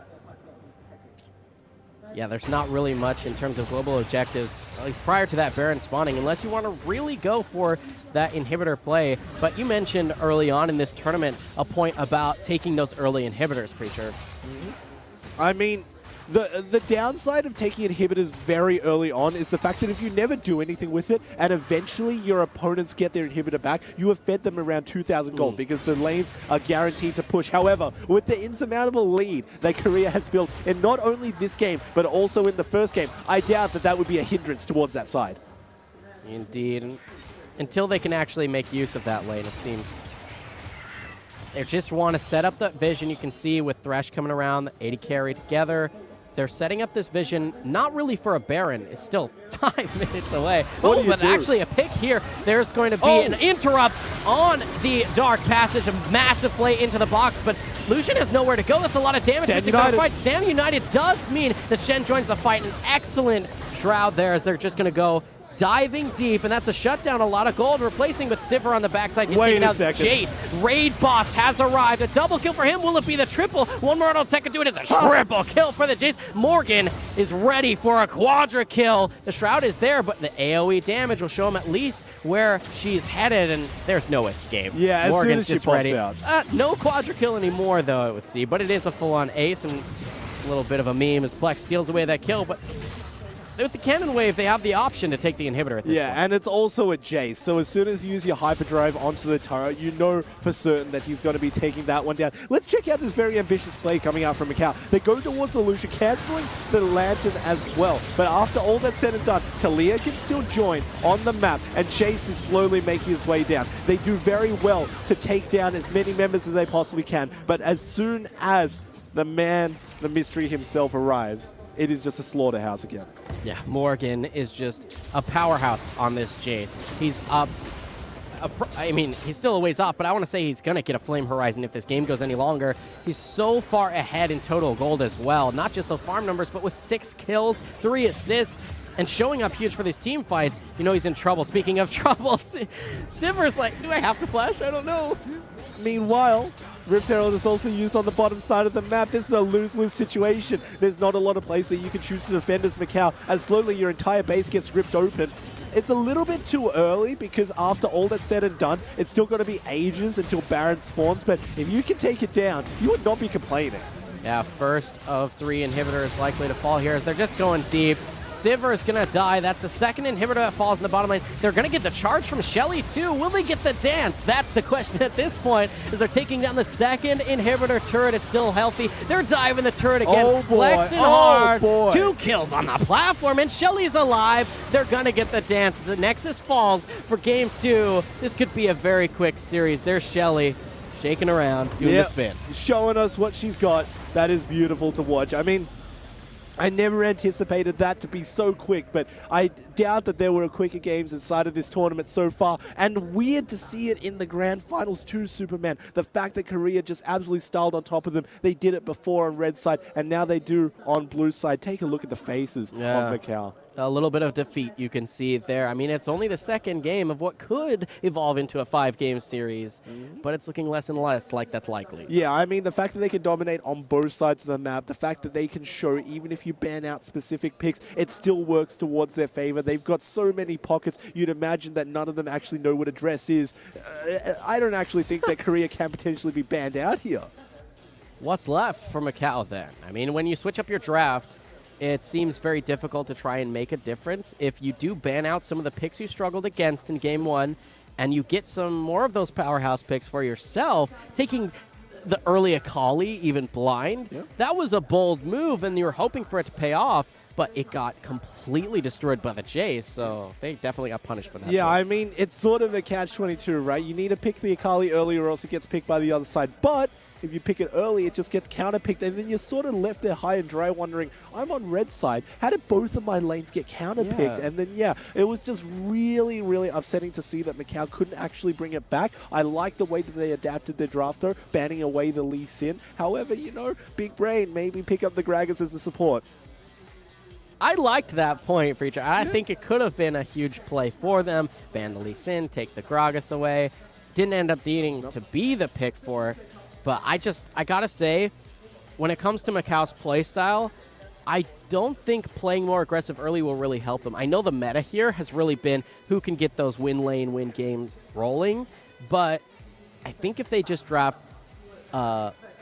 lanes that cannot lose. Not lanes that'll win, but lanes that cannot lose so heavily, they might have a chance to get to the point where they can team fight together, set up plays on their terms, rather than just trying to catch up with this Korean freight train. Yeah, I mean, that could definitely be one way to go. Another way is just reading the map and making sure that if you want to get an advantage anywhere on the map, you tell your laners, let them push into you to make sure that I get a free avenue in. It is so hard right now to actually gank around, even though vision is so scarce inside of the map that, you know, if you can set it up for free and if your opponents don't really expect it and take the bait by pushing in, you could potentially get yourself a little bit of an advantage that could snowball into a big one. That is still the name of the game, as we've seen in all of these games so far. The fact that if you get the lead, generally you snowball it out of control. Macau just need to get that early game advantage. Do some cheese. I don't care how stinky it is. Make sure that it works and make sure that you get yourself that early goal. And at least have one winning lane that you decide to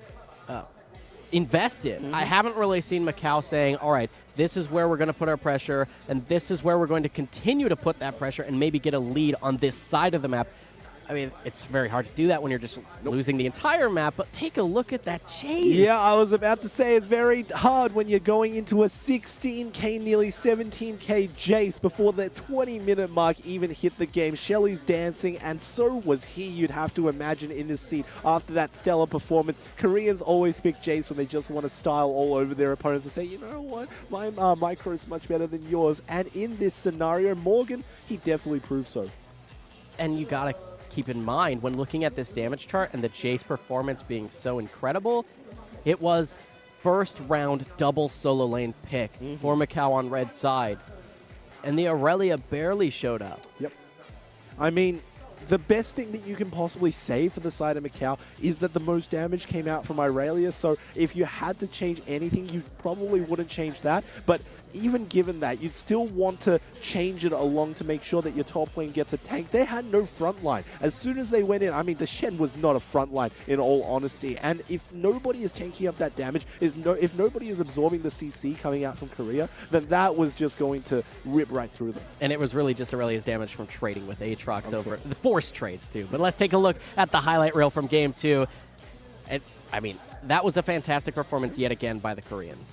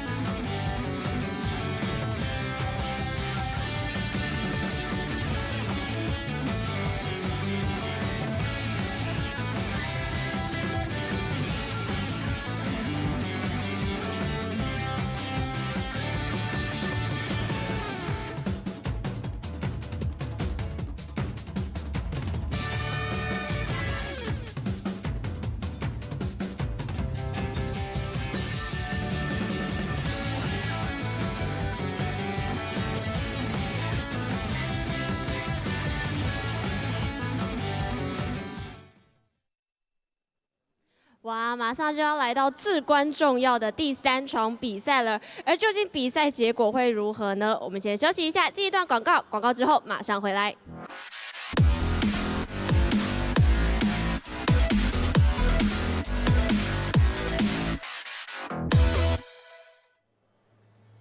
Welcome back, international esports fans, to the 2018 IeSF World Championship here. It's League of Legends, and it's Game 3 of our best-of-5 potentially match point for the Korean squad. You say that because Korea has been so dominant in the first 2 games. Going red side game number 1, blue side game number 2. They managed to win it all. They even managed to win the draft coming into the second game, which you really wonder how as the blue side. But, you know, there is still the 3rd game, and until it's done and dusted, we still need to find who is king. It's looking like that Korean dominance is true here in Kaohsiung. And I gotta say, there's very little hope left for Macau when it comes to what we were just talking about, where the draft, when you swap both sides and you still fail to get what you want out of the draft on red side, it's very difficult to find a comeback win now, especially with your back against the wall. Game 3, potentially match point for Korea. Yeah, unfortunately, it just doesn't look like it can work out for them. They've got these bans that they're picking out because Korea's picking all of their pockets. And, you know, at the end of the day, it's just not working out for them. You pick the Akali very early on, gets countered by the Jace, and you just wonder, what exactly can I do? Maybe you should have picked a tank top lane and just let the Akali fall through, but even that sounds like a death sentence to your team. Right now, Macau, if they can make more sense of it than I can, then I'd be very surprised. Yeah, and you mentioned, I like that you used the phrase death sentence because it's been Pop on the Thresh, making the plays on the bottom side of the map, whether his jungler is there or not. He's landing these hooks left and right. I expect the Thresh ban to come through in game 3, and if not, you're just asking. You're cruising for a bruising in that bottom You're lane. cruising for a bruising, but you're also picking Sivir, which, you know, does very well into a Thresh. Unfortunately, it didn't work out in that game because the very last second hook out of a blind brush managed to catch her out. But in all other extraneous situations, you should imagine that the Sivir actually does very well into it. I'm not that unhappy about Macau picking up the Sivir as well, but if they want to have more early game focus, I wouldn't be mad. One champion that we haven't really seen inside of this series, inside of this tournament really, is the Kaiser. She is just so strong right now. You got the AD build starting with your Storm Razors, and you just cannot be stopped. I'm not too certain why these teams aren't really prioritizing it. Maybe it's time for a change of scenery for Macau as they pick up potentially a different ADC in order to help them out here. It's so difficult to determine how the draft will go for the side of Macau when there's so many, we're mentioning so many different picks that are available that are so strong that if Korea is able to dominate despite the draft giving over 2 powerhouse picks early in red side last game, it seems that Korea can do no wrong. We're going to start out with the standard, I want to call, Tom Kench ban, but now with Korea back over on red side, it seems a tall order for Macau to deny some of those powerful picks. Yep, not surprised about the LeBlanc either. That was pretty much a Korean ban special. You know, as long as you can deny away the insta-pop in the mid lane, then they'd be very happy. Could also be very targeted towards Chong, who has done very well for himself. I mean, you have to do well if you are to make it to the finals without dropping a single game bar 1 against the team that you're versing right now. But you still have to ask the question, how exactly are they going to flex it? Rakan's still off. That doesn't perplex my mind at all. Akali's still on the table, same with the Aatrox. Urgot as well. Aurelia, too, has been a high priority for both of these teams. But it seems so curious with all these support bans when Macau, really, they've been struggling through the solo lanes to get anything rolling. And even with solo kills happening against them, I like the priority to take a power pick like Aatrox, but I worry that if you don't have an early game jungler or a powerful jungler of some sort that has synergies with the Aatrox, plenty of gank assist in top or mid, wherever the Aatrox goes, but I worry for Macau early. One step backwards. Let's talk about the rest of the map that could potentially accompany them, and specifically the top side of the map. Aatrox can go mid, no problem at all. One thing that I would like to see is a tank line coming out from top, jungle, or maybe even both. The Gragas is open. They can easily pick it as a very dominant jungler for themselves, and in top lane, there is a plethora of potential tanks in order to facilitate it. All you need are people who shepherd in the CC for Aatrox in order to really land and to knock everybody else up. So if they manage to pick that up, then it could work towards their favor, but instead, they deny away. They take away the Lee Sin. They did give the Olaf, that was huge for Korea in the semifinal, their side of the bracket, but I gotta say that Lee Sin might be the answer that Macau's been looking for. Yeah, I mean, if ever there were a champion who could make a lot of influence, we've seen it time and time again that it's Lee Sin who just does so much in the early game. All comes down to vision, but even if they pick it out, that's pretty strange. Wow, not just a hover, but a lock-in here on that Echo, and it's Korea that bans away the Thresh, too, to follow that up. That's a curious choice. Yeah, not too certain why they're banning it out. Maybe they thought it was the second pick already. However, taking a look at the Echo, all right? I think that it does extremely well into the Akali simply because if she tries to 100-0, you use your chrono break, make sure that you get your HP back. It's not the displacement, it is just the raw numbers alone to make sure that you win out that trade. And just like Jace, Echo is another Korean pick where they just want to style on you. Yeah, it's definitely one of those picks that can pop off huge. It brings to mind Jizuke's performance at Worlds 2018.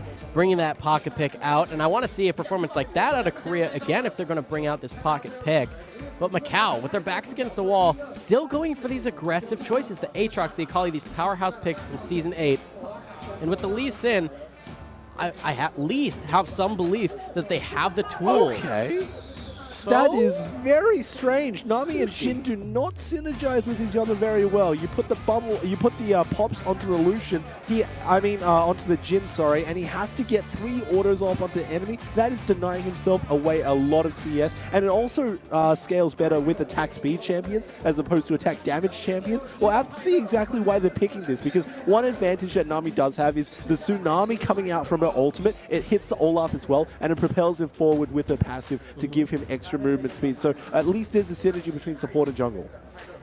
I mean, Nami is extremely impressive in lane, yes? So if there's at least that for them. But yeah, I don't see the synergy if this erupts into mid-late. But maybe Korea's just saying, once again, we're going to smash lane and hence win the game. And take a look at this. This is Volzy coming out from Macau right now, picking up the Pike as well as the Kaiser. Happy about the ADC support. This is so weird because on 8.22, Pike got changed massively. You cannot build tank anymore. You have to go towards lethality if you really want to do your damage. The power spikes are really reached when you get your second lethality item, your Yumus as well as your Dustblade. And that just means that there is no frontline once again for Macau. You ask the question, who's going to be tanking themselves up for their team? The only person available is the Aatrox, so I really do fear once again for straight 5v5s. It's terrifying, to be honest, because if Macau doesn't pick off somebody instantly, they did draft for damage, but if they don't actually pick someone off instantly, team fights will just be run away with for Korea. They have 2 tanky frontline members whose ultimates allow them to not be displaced. But luckily enough for them, they still got a hook champion. The Blitzcrank and also the Thresh got banned away. You still have the Pike to pull him up after the long charge Q. It is still a very good champion, drafts very well for themselves. So let's see how well it's actually executed, because it is really his level 6 that provides such a huge spike. If he can give himself gold as well as his ADC, now that he's forced to build lethality as well, they might have 2 points of damage. That's just a little bit too much for Korea to deal with. Yeah, and health can be so expensive to build too for Korea. These tanks, they do want to build that. I mean, it synergizes with both Olaf and Zac, not just because health is health, but because you need health to cast spells for Zac, and Olaf, he wants to just, I mean, he doesn't really need those resists. He's going to run through. But I got to say, when you're building health and it's so expensive, the Pike, Death from Below, with so much damage on his team, he could get some resets and maybe help to, as I said, delete out those first targets, and then you just have a numbers advantage. He could, Superman, but did you even see what quickly flashed onto our screen? Everybody on the side of Korea actually picked the SKT skins. Take a look. It is all down the line, and they are just looking for style points as they get into the third, potentially final game of this series. Indeed. We're here on Summoner's Rift, and you can see this draft so aggressive for Korea. Yes, it scales pretty dang well, but especially that bot lane, I gotta say it's really aggressive. There's not really the synergy there, but the Nami pick, as far as I've ever seen it played, is always just for insane amounts of harass in lane. Yep, it's all about the poke. However, she falls down very easily against a Pike. So if Pike manages to find a good Q, manages to follow it up with the stun as well, then that is a dead Nami before you even know it, because she is deceptively squishy. Sushi on a stick for sure, with the SKT skin. Going to recall in that way anyway. Delicious. Absolutely. Fried up as well with that Ignite. Oh, yeah. I mean, I'm actually really happy. Now that we're in Taiwan, there's a lot of good sushi around. I mean, you wouldn't expect it coming out here. There's a whole lot of other food available, but yeah. It was my first time back in 15 years, and I got to say, trying all the different food has been fantastic. That is exactly what you come here for, but we are here today for IeSF. Once again, the third game in a best-of-3. Korea is up 2-0. See if they can continue that dominance or if Macau can pull it back. I mean, the hope is here that we get more games. The Korean dominance has always been true at these international events. And I got to say, at least for the side of Korea, not performing up to their usual par at Worlds this year. Maybe they're watching closely at some of these solo queue gods that have come in, but an early trade in the river with Lee Sin there at level 2. Oh boy. He does still have, oh yeah, there's going to be the flash. It's kind of forced there. Morgan had to make sure that he would not get hit by the Sonic Wave. But early game trades, you know exactly what the deal is. As soon as they go for it, they just want to punish the SKT picks. You picked it for the skins, you didn't pick it for the lane dominance, and immediately they're trading at all parts of the game. A little bit of a meme there.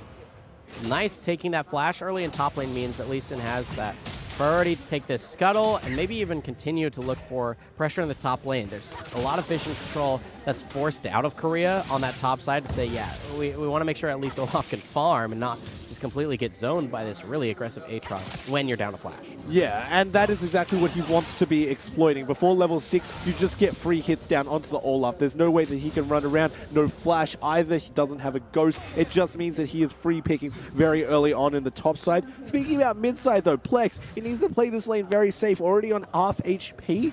That's no way you want to be sitting at level 3. Yeah, he's only got the 1 charge left of his Corrupting Potion. That means he's getting zoned away from a lot of this farm. Very hard for him to pick that up. You can see NH is ready to use the Lee Sin at a moment's notice. Actually, the aggressive play from Plex, immediate ignite, and that's when Plex said, yeah, no. I know. Yeah, you're not going to land that. That's actually a nice play there, but Plex, with the wherewithal to flash away instantly when that ignite went down, he said, okay, something's up here. And more importantly, you know that NH is going to look for the Q because he used his flash very prematurely, flash into a minion wave, so he needed to walk a little bit to hit it. As soon as you know that, you're knowing that you just need to dodge it out. Indeed. Scuttle control here. A nice safeguard and a smite to boot. NH gets that. Now looking aggressive onto LM. Has to back off with Echo there, but Ignite goes down onto Pop. Has to go over the wall, and the flash aggressive here from that Kaisa that's going to get rolling. Macau, they get the first kill on the map. They get the first kill. They get so much gold onto their side as well, and I don't think that they're over just yet. Let's talk about the team composition. Immediately exploiting the fact that the opposition went for a Mimi team composition, trying to pull this game back. That could have huge implications into this game, Superman, because Korea, they have not dropped a single game inside of this entire tournament. And coming in against Macau, they could be looking at their first potential loss. Yeah, 4v1 in mid. Plex has no flash. He's going to get a stun, maybe a little bit of a shield. Yeah, but the Akali steps away Chong with a mechanical outplay. Yeah, he still managed to pick it up. It was a nice roam coming out from Pyke. That's exactly what you expect. Leaving your bottom lane high and dry, but still helping out your mid lane. And everybody just comes for this very first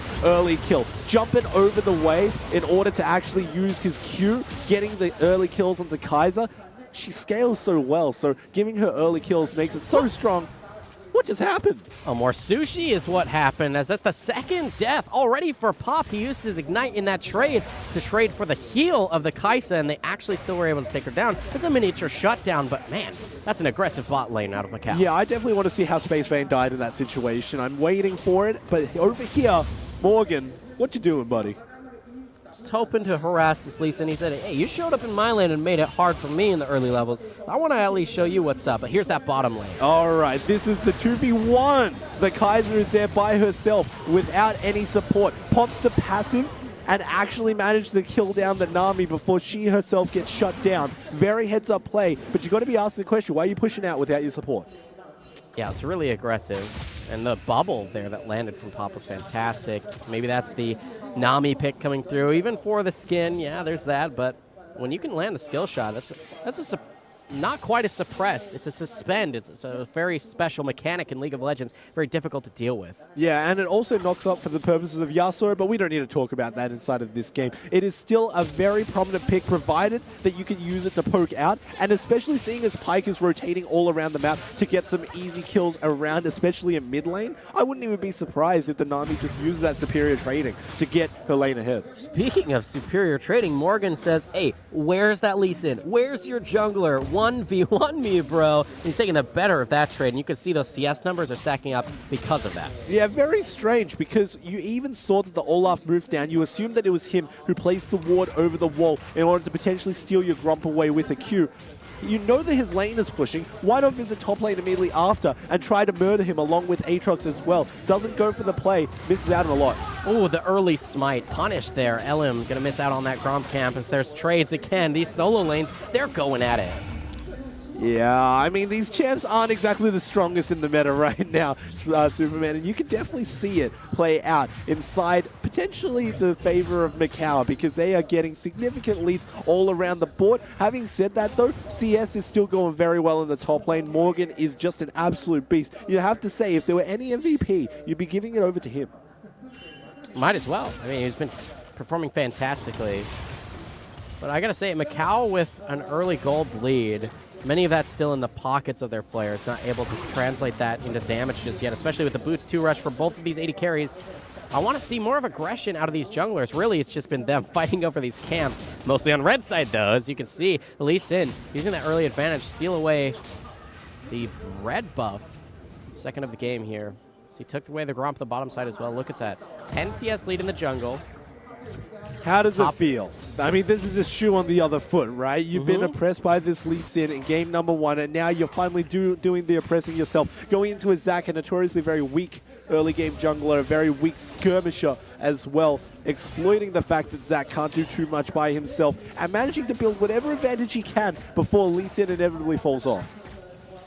Well, and that's the thing. That's why you pick the Lee Sin, is even though you know he might not be as strong as Blade, he'll get this kind of advantage early. And actually, this could be a trade in top lane. Morgan wondering if he might actually start it, use that Ragnarok to take the trade. He gets the World Ender for free without using Ragnarok. Lee Sin's coming here looking for blood too. It's a little early to start this dive, or late I should say, with World Ender stacking on down. It looks like the timing is nice, and with Dragon's Rage, they'll pick up that kill, but ooh, that is a ramped up tower. He gets away with only 60 health. Yeah, buddy, that one was a little bit too close for Cole, but you know what? If it's larger than 0, then there is no kill. Speaking of, in the mid lane. An excellent use of the ultimate, but he gets back in range for more abilities. The Ignite ticks down, getting him sub 100, but Plex will be okay. He'll just have to base, which means he misses out on quite a bit of golden experience from him. An early game going very strong towards the side of Macau. We asked, could this potentially be the comeback? And in this game, it's looking more like it than not, Superman. They're doing very well for themselves. Already a 1k gold lead before 10 minutes is even on the map. Zac is yet to do any significant ganking for his team. And NH is having a much better game than in previous times. Yeah, and despite the 2-kill lead in the bottom lane for Macau on this Kaisa, the CS numbers are not quite there, so the gold numbers are actually going to be quite close. And this is why I'd like to see Macau bring some of the advantages they're getting, especially from that mid lane and the jungle, down to the bottom lane. Lee Sin, Akali so mobile and getting down there, they might as well. I'm not really sure that a Cloud Drake is really worth your time. I don't really think that it is, and Lee Sin is just going to fall off even more, having to spend his gold advantage down over here. Even bottom lane must have an inkling as to what is happening over here, Superman. I'm not too certain exactly where NH has his eyes. I mean, his Drake is a Drake is a Drake, and they're going to take that for themselves. I really want to see what they do now that they have that extra movement speed. Hoping to get maybe a few extras there. Speaking of move speed, that is a fast Jhin, and that'll come through. It doesn't quite land the root. You can see that trade of damage back over is very good. He got the Nami to heal it back up. And of course, with Elam on the wing, they got to be very careful. There's no vision here in the river for Macau. Very good trading, though. They might get baited into it. The victims of their own success right over here. In the bottom lane, you can see that Elam is patiently waiting. Now he's finally backing. Very smart play coming out from Macau to not push their luck when they do so well. Yeah, and I like the choice here for Korea to not push their luck, even though they did that stacking wave. Diving that bottom lane was very scary to do against a pipe. Yeah, very smart plays all around. I mean, when potentially the last game is on the line, in the finals of IeSF, you do not want to be making any mistakes. You want to be playing as good as you possibly can. These players, they're doing a mighty fine job of it.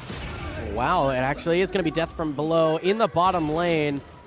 Trying to go for the double. Of course, is the flash and heal out of the Jhin. Will he turn it around? He has to reload. It takes forever. And Kaisa will pick up the second of those 2 kills. That's just an outplay 2v2. There's the use of the stopwatch. NH just has to survive for a little bit longer. This Lee Sin play, excellent use of Dragon's Rage. They're going to take down Zac. The Bloblets will come out, and that's the Akali damage. Deleting out. Before the ult can come through from Plex, that's a double kill for the Akali. She's on a roll, and it's Macau that's on a roll. They're still doing it. They still got it inside of their tank, Superman. As soon as they get a little, they take an entire mile. I told you the name of Season 8 was Snowball, and when Macau got an advantageous early game play due to the disrespect, you can have to say, from pick and bans coming out of Korea, then they just ran away with the game. Wow, trying to get the greedy play, and nice predict there. One more shot will do it, being body blocked out by JFC, and he might just get stunned up. A little bit of an awkward predict there from Plex, as he could have stunned him in place and waited out the World Ender, but it looks like that bubble would be true. Nice flash from JFC means he'll survive. Elam going to get it. hooked into the turret, but there's no turnaround there from Macau. They got greedy looking for that first turret. They did secure it, but paid for it with at least 1 life. Yeah, odd plex, but I'll give it. Now, in the bottom lane, you can see this is the exact death from below that we were talking about. Level 6 rolls around for Pyke, and immediately he executes it. Beautiful flash from the Jhin, but then he just stops autoing because he needs to reload. Immediately flashback in because it's timed and it's calculated by the Kaiser. They jump in and then manage to pick up the kill. And this is one thing we didn't see when Korea was ahead early, was return turrets. You can see Korea just picked up theirs in their first turret in the top lane, whereas when Macau was behind in games 1 and 2, they were unable to find a single opening to take a structure. Yeah, they're still playing the map as much as they possibly can. You got to remember, turrets just pretty much don't exist. They're formalities to be taken down right now, Superman, and Korea still know that. This is so much camp steal from NH. This is fantastic Lee Sin play. You can't really fall off if you're always ahead in gold and levels. He's got a full level lead over LM, and look at the CS numbers too. I mean, it's a combination of the theory that the best thing you can do is farm in order to get ahead, and if you farm, then the Zack's eventually going to get to your level. So what do? You deny away his farm, and you take it away, and it's working so very well for him so far. I mean, his team hasn't really seen the Zack on anywhere in the map to a significant degree, and that's working out so well for themselves as they slowly starve him away. And I really like this choice to bring Lee up to take down this turret. It means that the otherwise disadvantaged lane of the Aatrox into Olaf that hasn't been going their way will at least get freed up to be assigned perhaps to a different lane, or at least swap it up to somewhere more freed up on Summoner's Rift. And it actually allows them to take this Rift Herald, which of course will translate into more turrets, more gold in their pockets, and we hope then more plays. Oh, in the bottom lane, that's just super aggressive. That's going to be an instant kill. This Pyke pick, I mean, the Thresh was banned out, but maybe you'd rather play against the Thresh. This guy is definitely showing that he's much more comfortable. I don't even know why the Thresh was banned out, in all honesty. Checking back with this entire side of the map, if you don't count the gold and you just take a look at the efficacy of allowing the top laners to roam, Aatrox has a much better time dealing with the rest of the lane, with all of his CC, with all of his potential for engage and lockdown for the rest of his team. So you have to be very happy if you're the side of Macau, moving him along to the rest of the map to make sure that there is a multi-man play. You remember, World, you remember the Shy and his massive Aatrox plays knocking everybody up. I hope to see that again. And that on comms, I remember seeing the replay of that in particular, the Botsite Dragon fight, where his team was all saying, hey, back off a little bit, and he's like, I got the 4-man knock up. We could see some of that here. JFC, he's not that far behind. He's got 3 assists. He might even be ahead because of this global goal from this 2 turrets to 1. And his assist, kill participation, but wow, the 2v2 in the bottom lane is just explosive. Will it be the death from below? No, it's up in cooldown, so they're just going to get the 80 carry, stacking up the passive. Flash forward, and the snipe play, what a god. Beautiful coming out from God Phage. He just gets the Q, manages to weave it perfectly out of all potential places to dodge. This is dangerous for NH. A nice stun, but look, they're so afraid to actually follow up on that front-ended CC. They're going to get the 3rd and final outer turret to fall. 11-2 is the kill score, and at 16 minutes, this is where we saw the base breaking open for Korea. Yeah, once again, chicken back on this side. The ultimate is not available for the Pyke, but they don't even need it. Kaiser stacking up the passive, managing to pop it, and then it's enough damage for the cute little shish kebab. Sushi on a stick at this point. Look at those CS numbers, too, for mid lane. Stacking up this Akali on a killing spree. You can only imagine it's going to get scarier from here, like the Akali previous to the series, but this time it's on Macau's side, and they're looking to come back in this series. They're definitely looking to make a name for themselves in this tournament. I mean, they're not out until they are out, and they are trying to fight for their lives right here. 11-2, when you put them into a corner, they finally pull out all stops. Drafted better. Maybe gifted to them by Korea, but it's definitely working out, and they are not allowing it to slip through the fingers. Yeah, we do have to mention it seems as though Korea just went for kind of a meme draft here, trying to get all those SKT skins for those characters, and at that point, they're just trying to say we'll beat you mechanically, but it might have been a little bit too much, as you can see. 11-2, that's a huge kill score. And that's fight in the top lane, not quite a 1v1, it's a 1v2. Ragnarok used to go aggressive, but he's just going to get taken down. It's 100-0. with that assist going over to JFC. Execution much more better in game number 3 than it was in game number 2. Akali getting ahead, getting the gunblade as well. That is the natural expectation coming out for this mid laner, and already you can see it's night and day. You get a little bit early, you're going to take a lot on the map. Nice check there into the brush. Gonna look for some team fights, I imagine. You've got these assassins that are crazy fed, and actually it's gonna be the support that's caught out. Nice escape route as now Jin turns his back to the Kaisa to open back up, and you can see that Kaisa just says, hey, you remember I deal damage too, you better back off. That's my support you're firing at. Yeah, that's a very questionable play coming out from the Jin. Why is he aiming his ultimate up that way? You know for certain that Pyke is just going to waddle his way out to safety, and eventually they get hammered by the Kaiser, so they have to stop. Very good heads-up play, even though they were caught out by the Zac, which I do believe that was his first time entering onto this map. Didn't manage to do too much. Still going to be that tanky build, too. They're going to use the Herald. Nice hook over the wall, but Godphage says, that's a little bit more than I bargained for. They're going to try and get Shelly to use a charge.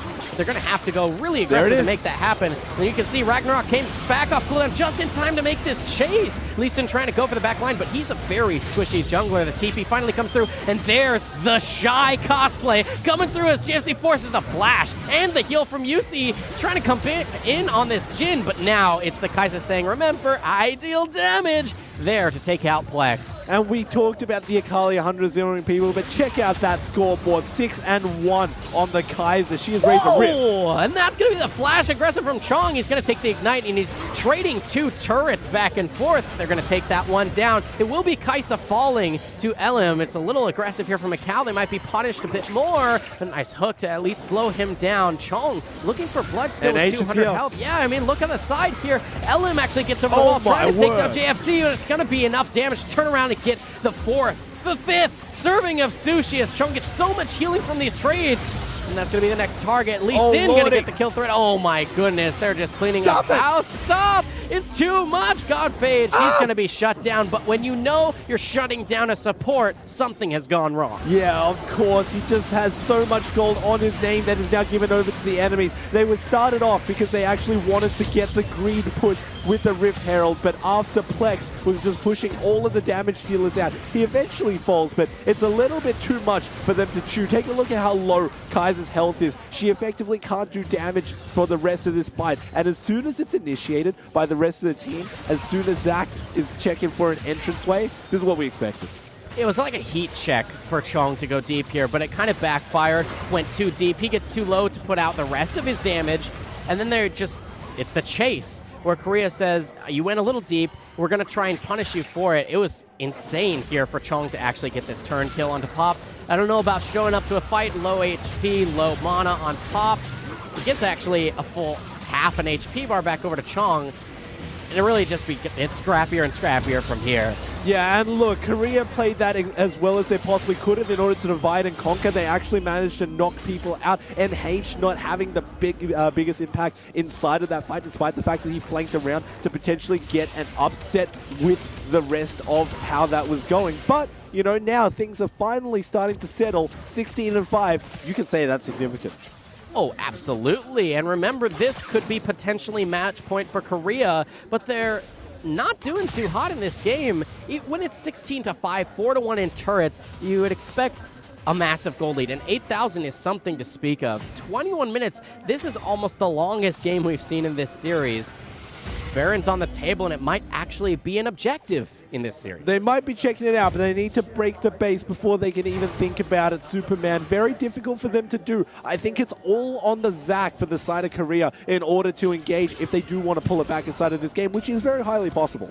See, I wouldn't mind an investment into vision here. There's no blue trinket. You can't really check the Baron from afar right now. I wouldn't mind them actually looking to start it, maybe bait it. I think it's very risky to start it like this, but they might as well pull Korea in for some of these assassins to style like this. Flex down to half HP, has to ult, and now Chong says, yeah, get out of my jungle. I know I've got a blue health bar, but you've got to get out of here. Oh, no, the Jin. Oh, it's his last curtain, you gotta think, because now they're looking for blood underneath the tier 2. We said turrets don't even exist. Teleport gonna come through from Morgan. He says, my team needs me, but there is, once again, the Shy cosplay going in onto multiple members. He'll tank it up, no problem with World Ender. Zach trying to at least buy some time for his team, but we're getting the reset from Death from below.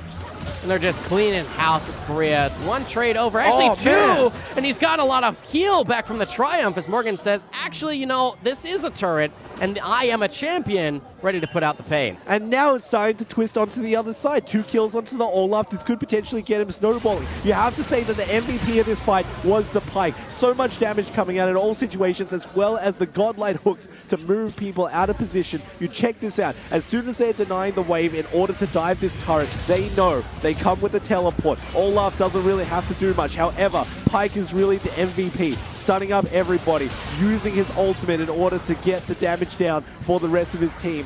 Kaiser's just there as an accessory. Yeah, so much extra gold despite there being some traded kills because of that Pyke ability to share the total gold from that kill.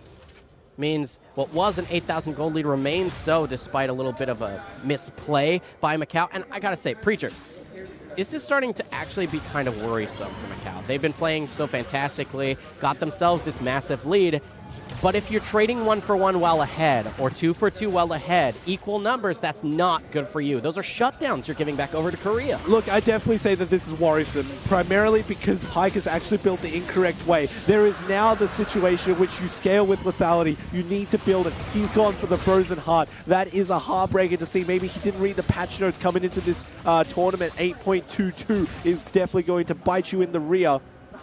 I think if he doesn't amend that very soon, then he might become a non-factor for his team. Yeah, even though you do have the ultimate and you're going to have a lot of cooldown reduction, you kind of become a hook bot after a while because the more health that comes through, the tankiness there for Korea, they're not really going to be in execute range very often, at least not these tanks. And Macau doesn't have any tanks, so when it gets later and later and later, you're right, he may become that non-factor. Yeah, and more importantly, the Kaiser is the only person who could rip through the team. I say only, but she is 8-2, so doing a whole lot of damage. However, very prone to getting locked down by any of the members of Korea, and if she does get locked down, save for the ultimate, she's just a sitting duck. Speaking of a sitting duck, we've got this worm sitting in the river on Summoner's Rift. Neither team has really committed to it just yet. I would really like to see Macau continue to bait around. They've got the gold lead, and it actually was the last curtain he was there to maybe check for that. Yep. You know, this Farsight altercation on cooldown. They're going to recall because they know that at least have the time to do so. They better pick up some control wards to help them regain this vision. You can see Pop is looking for it with LM, but they've started up the Baron, and they might be able to just take it down very quickly. You've got the Mountain, you've got the Infernal, and of course this Lee Sin, who's got an extra level. You got to think that with the Execute on his Q that they'll be able to just secure this no problem. Redemption's coming out.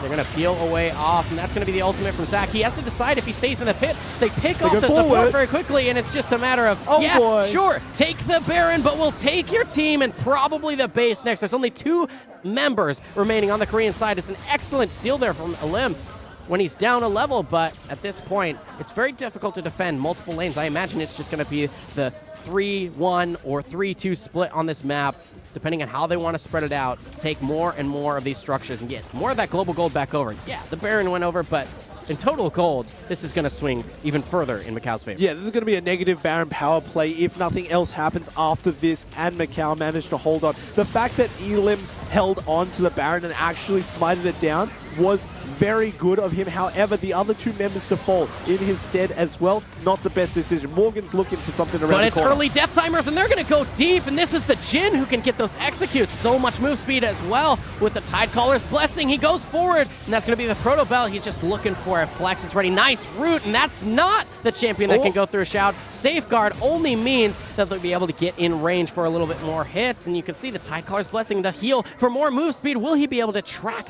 this Pyke? No, nice juke to the top side. Oh, he comes out of vision just in time. They're going to chase him down because they want more of this gold to make his comeback. He's a goner unless he jukes the Nami. There's no blast plant, and he's around the corner. I can't imagine a way out of this. And look at that. It's just enough. And actually, the kill credit will be the teleport in from Plex. The nice blink there.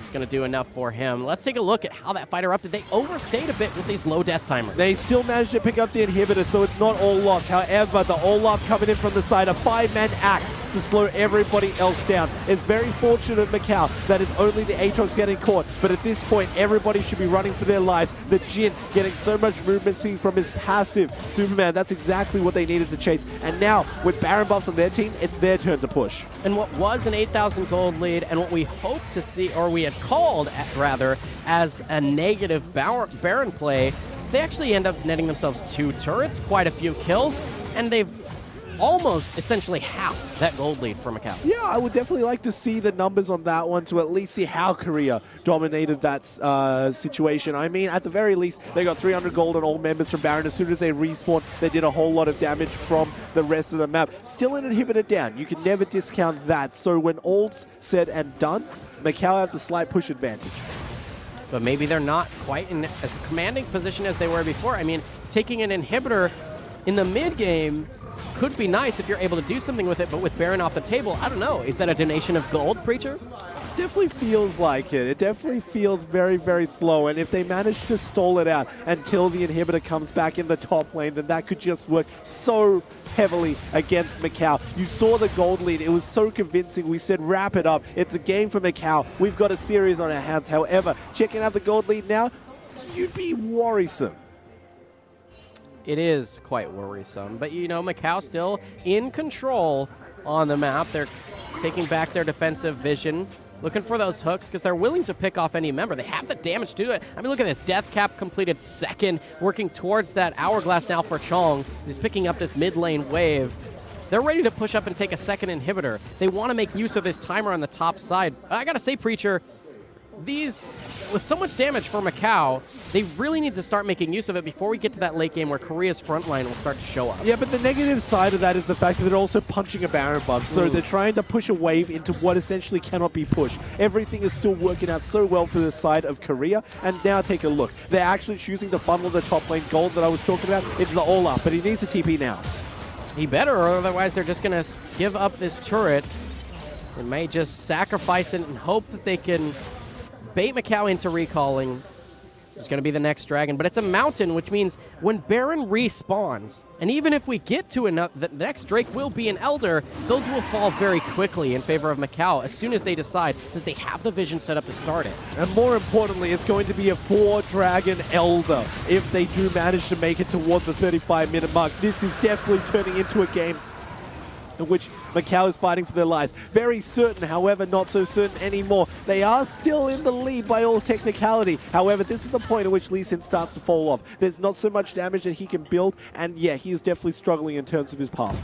And it seems a very difficult call here for NH to find a priority target to try and make an aggressive Flash Rage, Dragon's Rage play.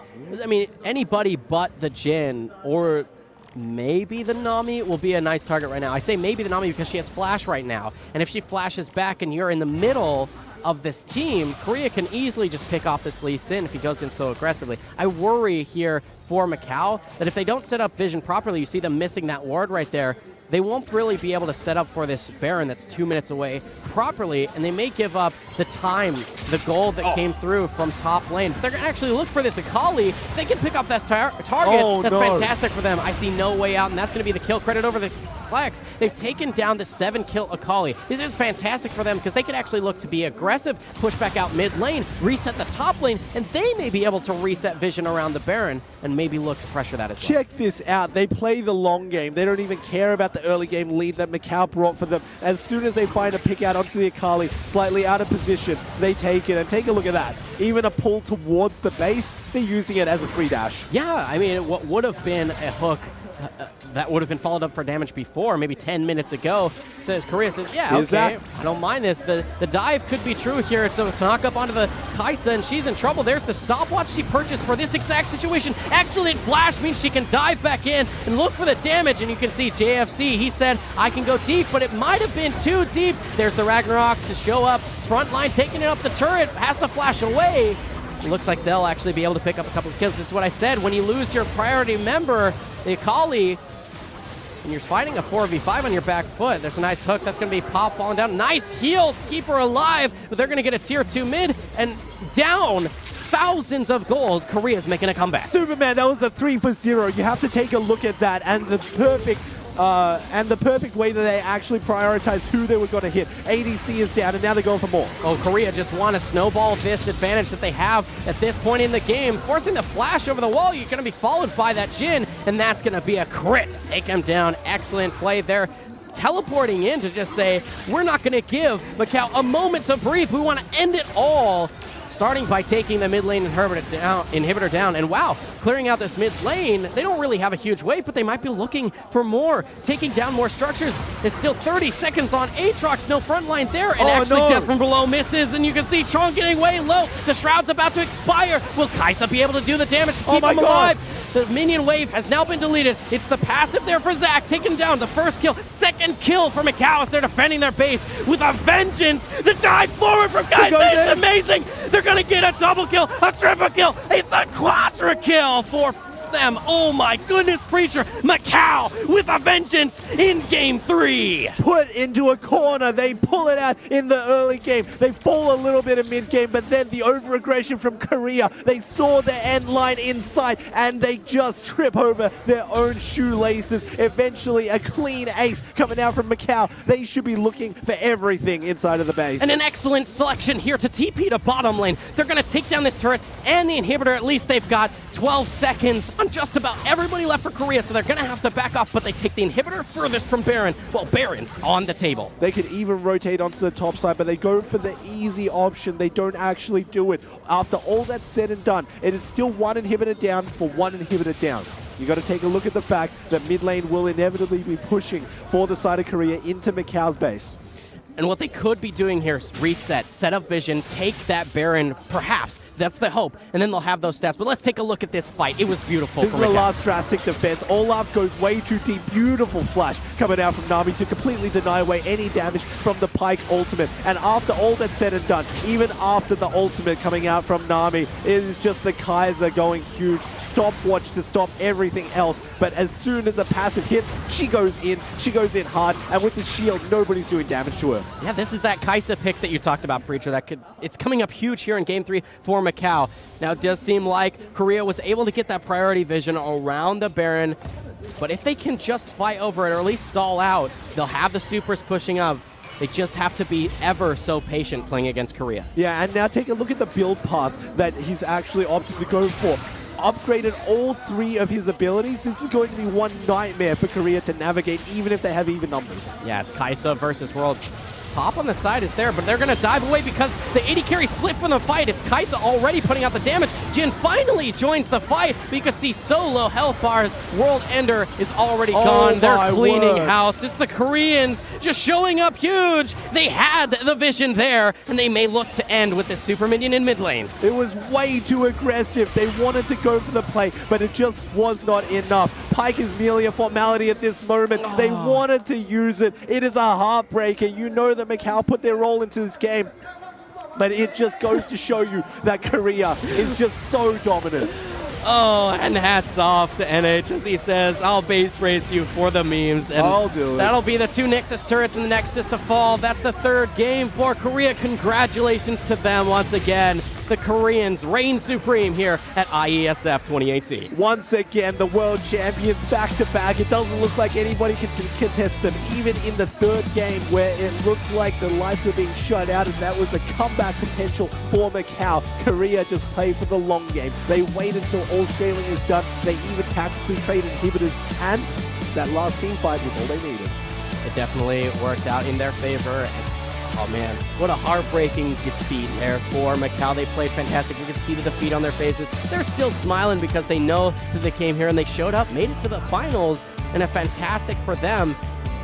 But you know, they were hoping to get that win and extend the series. Of course, but you know, the fact that they can make it to the finals without dropping a single game, with the exception to Korea in the first place, you have to say that that is worth commemoration alone. These guys, they have played for the best of the best, and nobody from their country should be disappointed in their performance. However, on the winning side of Korea, not dropping a single game inside of this tournament, they've definitely deserved #1 place.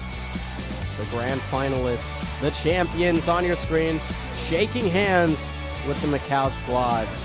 A well-fought, of well-fought series there by Macau. Congratulations once again to Korea. We do also want to shout out congratulations to Chinese Taipei, the favorites of the tournament, the host team. They did actually secure themselves a third-place victory over Egypt in that fight for third place. Well, I'm very happy about that because when we watched them on the very first day, we saw how dominant they were. It was so one-sided towards their favor. It was a little bit unfortunate with the way that the brackets worked, that they had to burst the favorites very early on before it was actually the finals. But winning third place for themselves, once again, you have to say that people cannot be disappointed in that performance. I mean, do you know how much skill that it takes in order to lose to third place in an international tournament? It is immense. Yeah, it's a lot. And here on the international stage, it looks like Korea will finally find their international win of the year. First one. Yeah, I mean, at the end of the year, too. We only got one more month left in 2018, so. All-Stars are still on the map, baby. Oh, there is the possibility there. But at least now they can breathe that sigh of relief. And, you know, I've been thinking, with all this new up-and-coming talent for Korea here showing up huge on an international stage, you got to be thinking maybe some LCK teams are looking at these solo queue stars that came together to perform for their country here.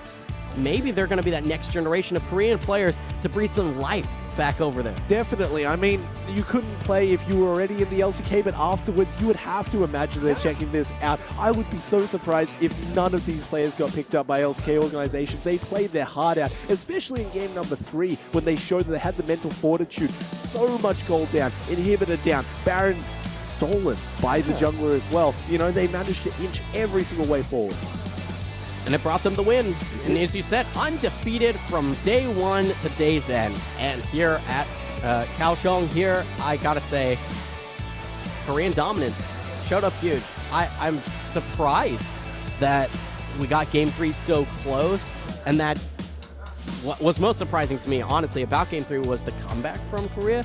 I liked specifically their choice to push their advantage even though they were down gold. They still had the Baron buff for a few extra seconds, and they said, we're going to push this inhibitor until you say you're catching your own breath, because we're not going to allow you a moment's pause. We TP back in. Death timers are still really low. We know that's the fact. And even though they kind of got punished for it with the quadra kill that came back out, was fantastic. Oh, yeah. I mean, speaking of that quadra kill, it really wasn't the Kaisa that came out huge in terms of damage. The Jhin showed up. That's kind of surprising to me. I mean, I saw the crits that came through, but it took a while for him to get there. And it was mostly the cleanup as well. League of Legends is a game of minutes, but sometimes it takes only seconds to forge your own destiny inside of games, and you definitely knew that he was looking for the magical moments. It may not have actually been the early game in which he was dealing damage, but the fact that he's executing the enemies with his execute passive, the fact that he is dealing damage where absolutely necessary and not putting himself in harm's way, as opposed to the other ADC who had to put it on her shoulders in order to carry the entire team to potential victory in game number 3. You can see that it was night and day. And I gotta say, Macau's draft game 3 was fantastic. Beautiful. They adapted for game 2. They still lost on that strategy, so I like that they changed it up a little bit. Yes, they still went for aggressive lanes, but they finally got that Lee Sin. And they took the Kaisa in bottom lane, something that they can rely on as sort of this late game insurance. The insurance kind of defunct for them, but they at least put up a fantastic showing. Yeah, huge fan of the Lee Sin takeaway from the other side, even though, of course, the Zac was inevitably going to be picked because of their mini team composition. Yep. And also the bottom lane with the Kaiser and Pyke not picked until game number 3. I would have loved to see a full series of this bottom lane. It looked amazing there, and you say a full series, that would have been beautiful to watch. As Macau just seemed to be getting better and better as the series went on. Korea just one step above, though, as we saw them take this entire tournament undefeated. Yeah, and the fact that they can do so, you know, this proves undeniably that at the very least for IeSF World Championship 2018, they are the League of Legends World Champions without denial. Yeah, and out of a huge spread of teams as well. 26 teams that showed up here, and showed up huge. Even though we did see a lot of stomps, we were hearing that there was some tight competition on the other sides of the bracket that weren't streamed here, and that there were some tight 2-1 series coming through the bracket stage all the way up to here. And it was really just these two powerhouse teams that mowed their way through the bracket to the finals, and of course, ultimately Korea just taking the stage. Yeah, and look, they're just so happy when they're on the stage. It kind of looked like they were expecting it, but with that performance, you sort of have to have self-confidence in your abilities to really perform given these situations. Even though they were behind, no sweat on forehead, you know, they were just going for all these situations. Zac was obviously meant for late game. They didn't do anything early, but it didn't even matter, because if you get the knockups required for one team fight. Yeah, and it was excellent homage to their Korean dynasty of SKT to pick all those skins. And for game 3, if they lost it, they can just be like, haha, you know, we did it for the homage. But to be able to win on that kind of a draft, that is absolutely a beautiful performance by the Korean team. And they're trying to give inspiration to the Korean brothers, maybe make a resurgence come 2019. But, you know, speaking about 2019, pick up these players. They did so much work, especially top lane. I mean, if you had to give MVP to anybody in the series, I would very easily give it over to the top lane. Or even the support Pop with those magnetic hooks that came through. That was a fantastic play. The Thresh, and then they ban it away from the cells. And he just picks the Nami to style on him. Even though he was fried sushi 1-5 early, he says, hey, I still know how to show up huge for his team. Speed up the Jhin. That's like that solo queue feeling. Solo queue, or duo queue feeling, I should say, where you duo for the bottom lane, and you're like, I'll just play a heal shield champion with a really good AD carry, and we'll just speed on through and gain some elo. That's what the Korean team did here in game 3. Deja vu. And they also tried to move away the Olaf, propelling him into the rest of the team. I mean, that ultimate wasn't just for a knockup, it was for his entire team to catch up to the opposition, and it worked out so well. Yeah, so that'll do it. Thanks so much for tuning in. We've got the award ceremony coming up to award the best teams that have come out in the 3 different titles, Tekken 7, CSGO, and League of Legends. So from us here in the League of Legends English broadcast, myself, Superman, and Preacher, thanks again for joining us. Until next year.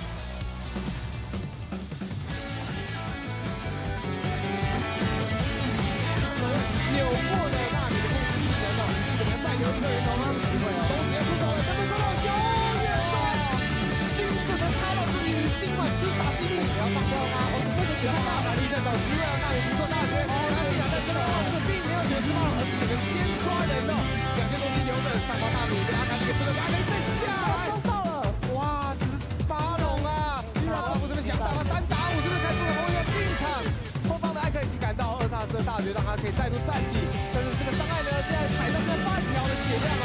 有人做这个后来再定住了李信，往前做追击，最后一点血量，还有 Q 秀手来收到了上半部分确实也是两边积极争夺的目标。你要先出点吗？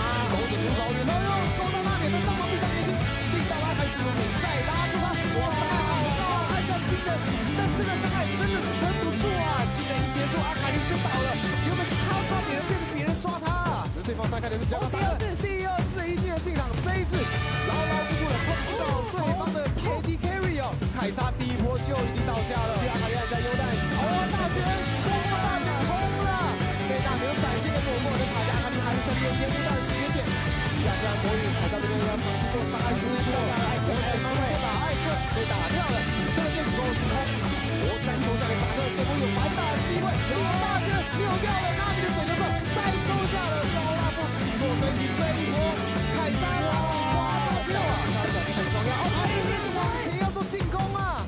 哎呀，这个时间点被艾克定到了非常多，所以这一波韩国队其实有机会打，而且后方的凯莎被逼出了惊人伤害，